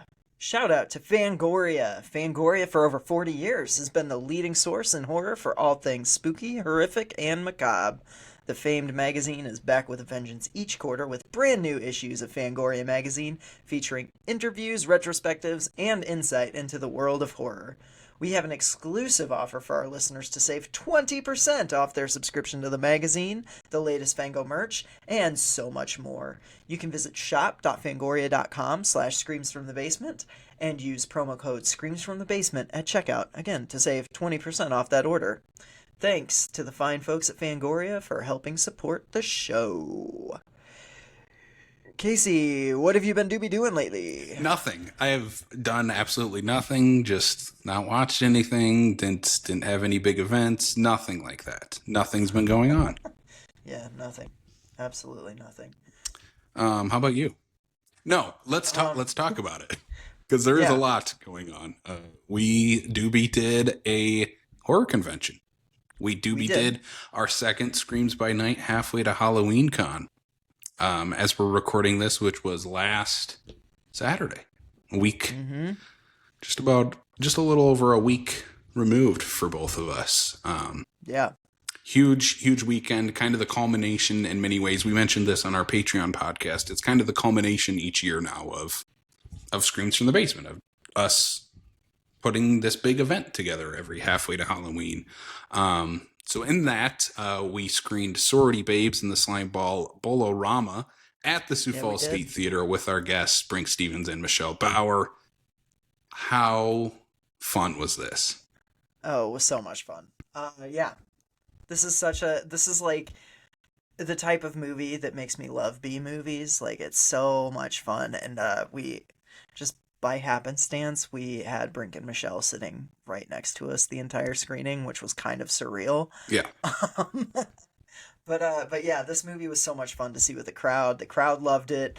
We had we had some great engagement for our Q&A afterwards. And if you want to hear more about it, you can listen to the free Patreon episode that we have this month. Or if you want to see the entire Q&A, we have that up on our YouTube channel as well. So shout out to Zach Cregger and Dominic Weinecke for filming and recording that for us. You guys did. You did so much for us this past weekend. So thank you both for that, and for the Zeke for editing the entire goddamn intro to the movie and Q&A that same weekend. So thanks, Zeke. Yeah. Crazy. It looks incredible. We've already gotten some great compliments on it. So yeah, please go check out the Q&A up on our YouTube channel. Yeah, absolutely. As far as new movies go and some recent watches, I went to the theater for Lee Cronin's The Mummy, not to be confused with Brendan Fraser's The Mummy or Tom Cruise's The Mummy or Boris Karloff's The Mummy. This is Lee Cronin's The Mummy. Of course, this is Lee Cronin's follow-up to Evil Dead Rise, kind of getting to do carte blanche with whatever he wanted to do with Blumhouse and Atomic... I always want to say Atomic Robot. Atomic Monster. I Atomic know. Monster. Well, it's because it looks like a robot in the little logo. Yeah. Also, shout out to Atomic Robot Shout Tattoo out to Atomic for Robot. all they do. Lee Cronin's The Mummy. This movie fucks. I loved this so much. Kind of no surprise that I would love this. Very much in the same style and tone as Evil Dead Rise. I see a lot of complaints online of people being like, not really a mummy movie. It's an Evil Dead movie. That's a complaint? What? Yeah, no kidding. No offense to the Mummy movies. Brendan Fraser's Mummy is the best one. We all know that. I think that's just kind of the consensus. Very closely by the Tom Cruise one. Sure. All the other ones after that aren't great. Even the original Karloff Mummy is easily Even the Hammer one. The Karloff Mummy is easily the weakest of like the original Universal monster characters. Yes. By 100%. A long shot. So I don't know what people were. I think people were maybe expecting a Universal Mummy movie, and this isn't a Universal movie at all. Yeah. Like, we're getting that. Radio Silence is doing a Mummy with Brendan Fraser. You're gonna get that next year now. They're moving it up because the Radio Silence guys rule, and they can probably get this movie done in the can pretty easily. Yeah, this movie rules. I think it's so much fun. This movie's easily gonna make my top 5 of the year. Fuck yeah. Yeah. I can't wait to rewatch it. This is going to be a instant buy for me. Can't wait. I'm like really pumped. The only thing that I'm worried about is the runtime holding my attention. But I think if it's as goopy and disgusting as everybody says it is, it's going to hold my attention for that whole runtime. So might be a little long, but like, I don't know. I was thoroughly entertained the entire movie. I mean, hey, I loved Midsommar, and that movie is a long motherfucker. So speaking of Midsommar, Jack Rayner, that dude rules. Like, I think he's one of the most underrated actors working today. Period. Yeah, he does. He does rule. If you not a horror movie, but listeners, Casey and I have talked at length about this movie privately. Go watch Sing Street and tell me that Jack Rayner does not deserve all of the roles every time. If you've only seen him in like the shitty Transformers movie, or I think he's really good in Midsommar, but if you've only seen him in that, go watch Sing Street.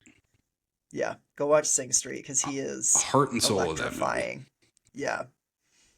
I think it was the same day we came back home after watching that and watched Fede Alvarez's Evil Dead, which we've talked in length about on this podcast. Yeah, it is. Doug Morano. Dude, this movie rules. I know you changed your tune on it when we did that rewatch. I did, yeah. I've actually been kind of itching to rewatch it recently. Yeah. Probably because you got the poster. Yeah, I did get the poster. It's right behind me. Yeah. It's going to go up at the new place. This movie's so good. It is pitch black with its comedy. And people might argue there's no comedy in it. I don't know. I think there's a ton of comedy in it. It's just pitch black. Sadistic fucks though, so yep.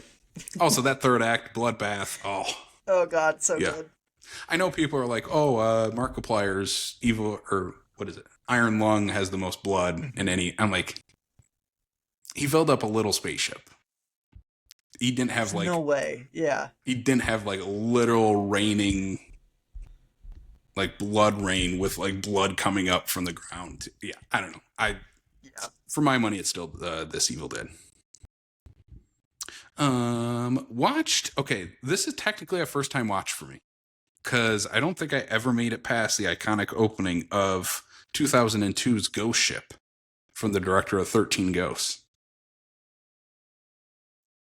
So did you make it to the end credits this time? I did. Do I remember it? No, not really. It's not. This movie's not very good. After that, like, I think that cold open is, tops. It's awesome. Like, people still talk about it to this day for every reason imaginable. It's perfect. No notes on that. The rest of this is very 2002 and just not interesting at all. This guy's just, no offense to Steve Beck, if you are listening, if you still listen to maybe horror podcasts, even though you haven't made a movie since 2002, he's not a good director. And there's a reason he didn't make anything past 13 Ghosts and Ghost Ship. And this movie doesn't have Matthew Lillard, and that's the only thing that keeps my attention in 13 Ghosts. So, yeah. Sorry to all the Dark Castle fans out there. Another new release that I watched from our dear friends on Tubi. Shout out Tubi for being awesome and showing me way too many political ads. I don't want to see them. Tubi, get rid of them. I had a really funny joke. I don't know if I'll say it on the podcast. I will just leave it in my messages to Sam, I think.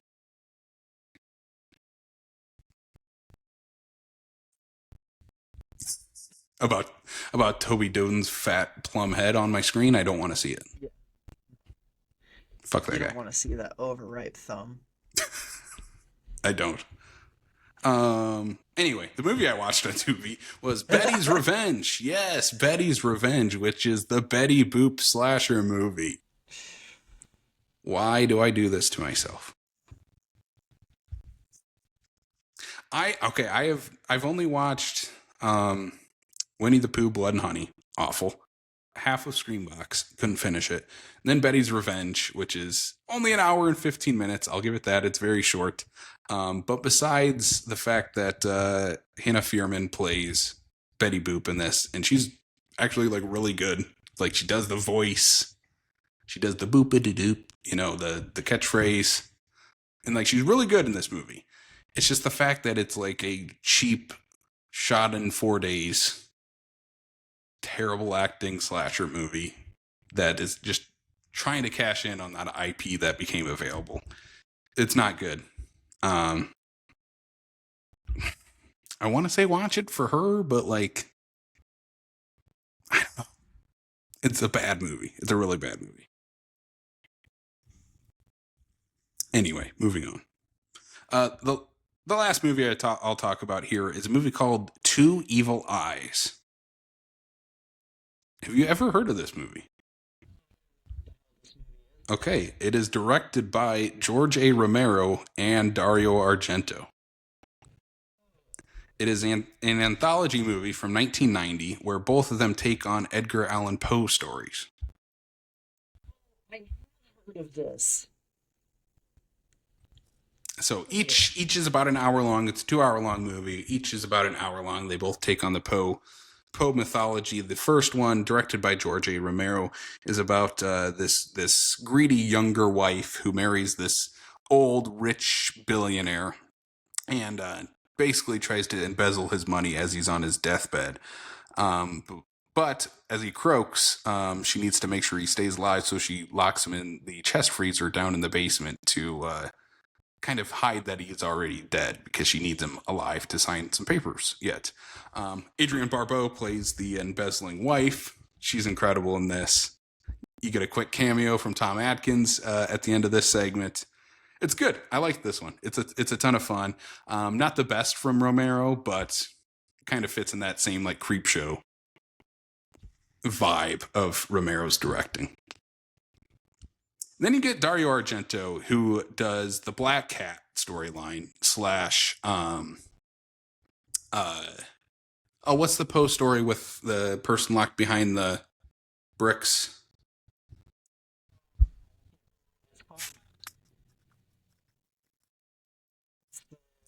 We're failing our horror knowledge here.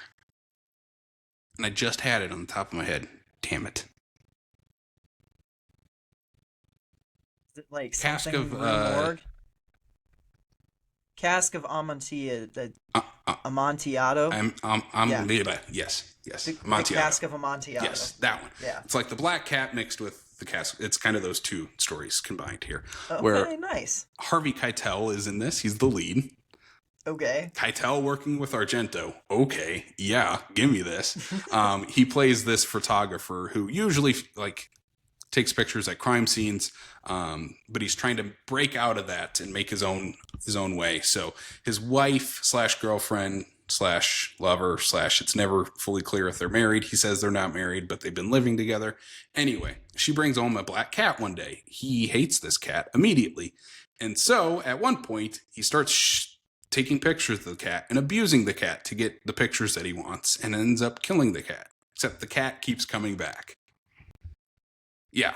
So it's about him like trying to hide from his wife that he killed the cat. He eventually kills his wife because, of course, you get this story with the woman behind the brick wall. And yeah, that's the story. So thematically, they kind of both tie together of like marriage is falling apart because one kills the other.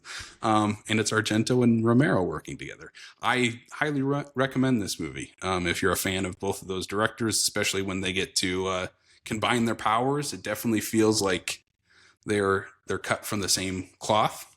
Those two directors, kind of two sides of the same coin, if you will, Argento and Romero. And yeah, I don't know. I know there are other times that those two came together and worked on movies. Obviously, Dawn of the Dead has like the Argento cut and Argento influences in that movie. But I know there are other times post 90s that these two work together that I need to seek out.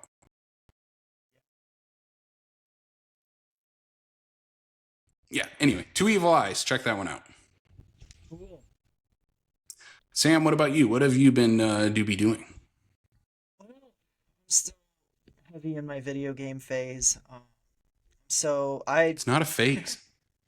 I finished Mortal Kombat 11 story mode, at least part 1. I still have part 2, the aftermath to go through. Um I'm very excited.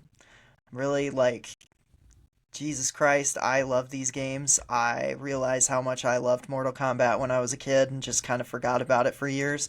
So yeah, I've been playing that, and I watched the 2021 movie, which I did not see yet, um, in prep for 2, and I'm going to be watching the two '90s ones this week also. I'm very excited. This was my first Mortal Kombat movie. I actually had a lot of fun with this. I think the new character they make is really boring. Like, I think that's the movie's biggest problem is they make a character that's not even in the video games and they give him nothing to do. Um, that said, I loved getting to see Kano. I think they cast the douchey pharmacist from Superstore as Kano, and it works. He's just playing the douchey pharmacist, but with a laser eye and fighting skills. Um, like it was just fun. Like I didn't get to see all my favorite characters, but I know that a lot of them are coming in the sequel. Um, and for like pure origin story setup, this does not reach the heights of like the 2017 Power Rangers movie, which was fucking awesome. But I'm very like if this is what they're gonna do with these movies, and this is kind of the style I can expect from them, I think I'm gonna like these quite a bit. I had some fun times with the fights. I might not remember this movie in 3 days, and that's fine. But you know, I just watched it this morning, so it's fresh in my memory. But I can't wait to aside hear your from thoughts on the first 90s one from 95. yeah, I'm excited. I'm excited for both of them. I think they're gonna be a ton of fun. I've seen clips from Annihilation, and it looks like something. I'm excited. So to wind down from our con weekend, since we had things going all weekend, obviously did not watch Joe Bob and his Walpurgis Not special when it aired. So Sunday when I got home from Sioux Falls, I made some lunch, and I popped on Joe Bob's Wild or Wicked, I don't know, Wild Witchy Winding, and holy crap, he had a great double feature. He started with Rawhead Rex, which Casey and I have talked about, at least slightly on this show because we definitely played it as a late night about a We year did an ago. episode on. Did we do a whole episode on Rawhead? Yes. What did we pair it with? Psycho Gorman. Oh, that's right. That's right. That's right. Yeah. Okay. So, I mean, everybody knows I love this movie. Every time I watch Rawhead Rex, though, like I get more and more convinced that it's like I don't think actually Sam a remembers any masterpiece. double features we've done on this show No, I outside don't of the remember. last one. I don't, I don't remember fucking episodes. Are you kidding me? Yeah, I probably couldn't tell you what our double features from last month were. Like, but yeah. So yeah, I watched Rawhead Rex. I love that movie. It's so good. And then he followed it up with Oddity, which what a weird order to play those movies in. I feel like any normal person would do that double feature the other way around, but not Joe Bob. And you know what? That's why I love him. Oddity, I'd only seen the once. I can't remember if it made my top 10. I think it may have, but it was pretty low. That motherfucker should have been in my top 5. That movie like even on a second watch, even with it cutting back to Joe Bob, who got consistently drunker through this episode. Drunk Joe Bob is hilarious.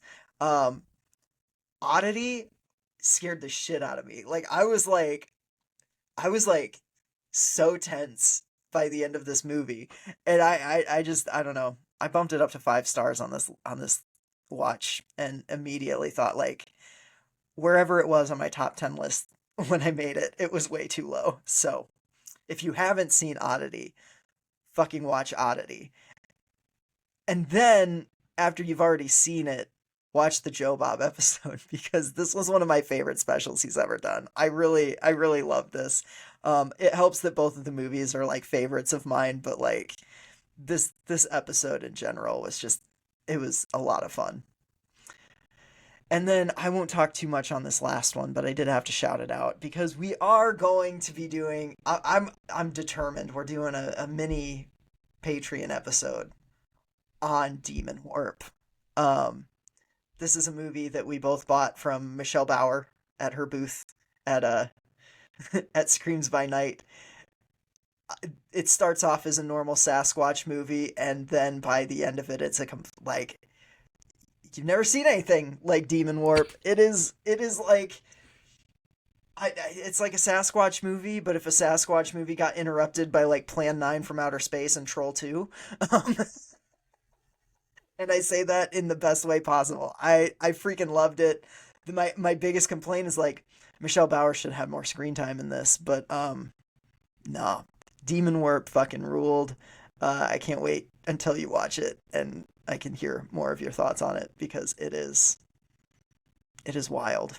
And that's all I've been doing. I will have more Mortal Kombat to talk about next time though, for sure. You'll get to hear the theme song. No, yeah, I'm excited. Yeah. All right. Well, let's wrap up this 2-hour long extravaganza of, like I said, maybe the titular Screams from the Basement episode, at least Creatures in the Basement episode of Screams from the Basement.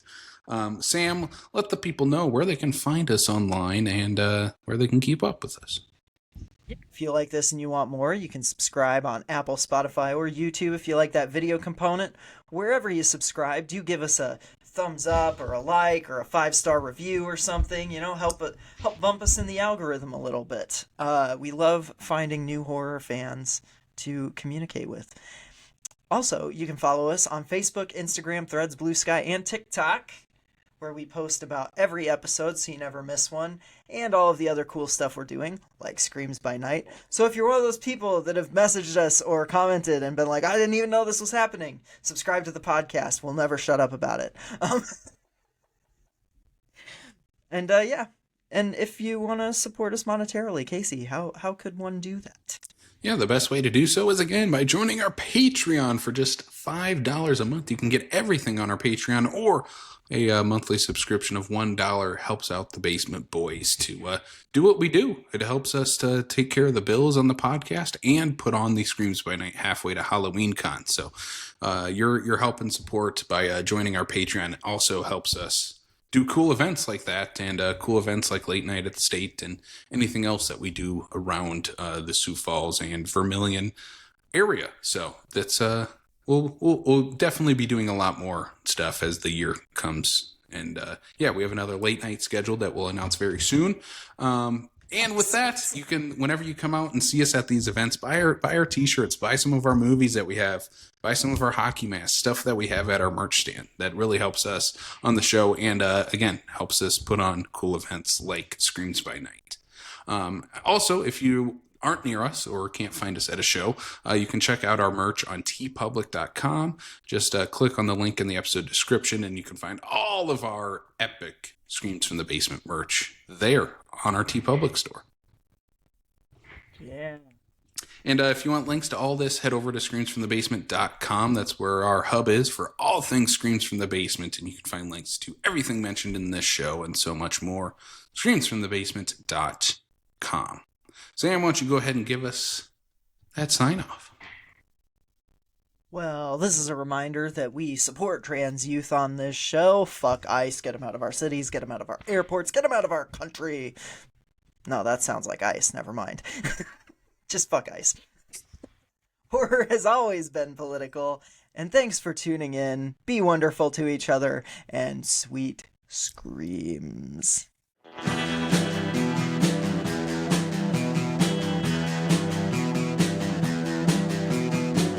You're listening to the Prescribed Films Podcast Network, home to hundreds of hours of free podcast entertainment.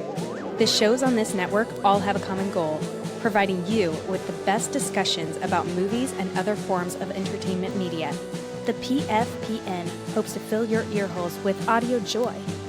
Visit our website with links to all the other amazing shows at www.thepfpn.com. Thanks for listening.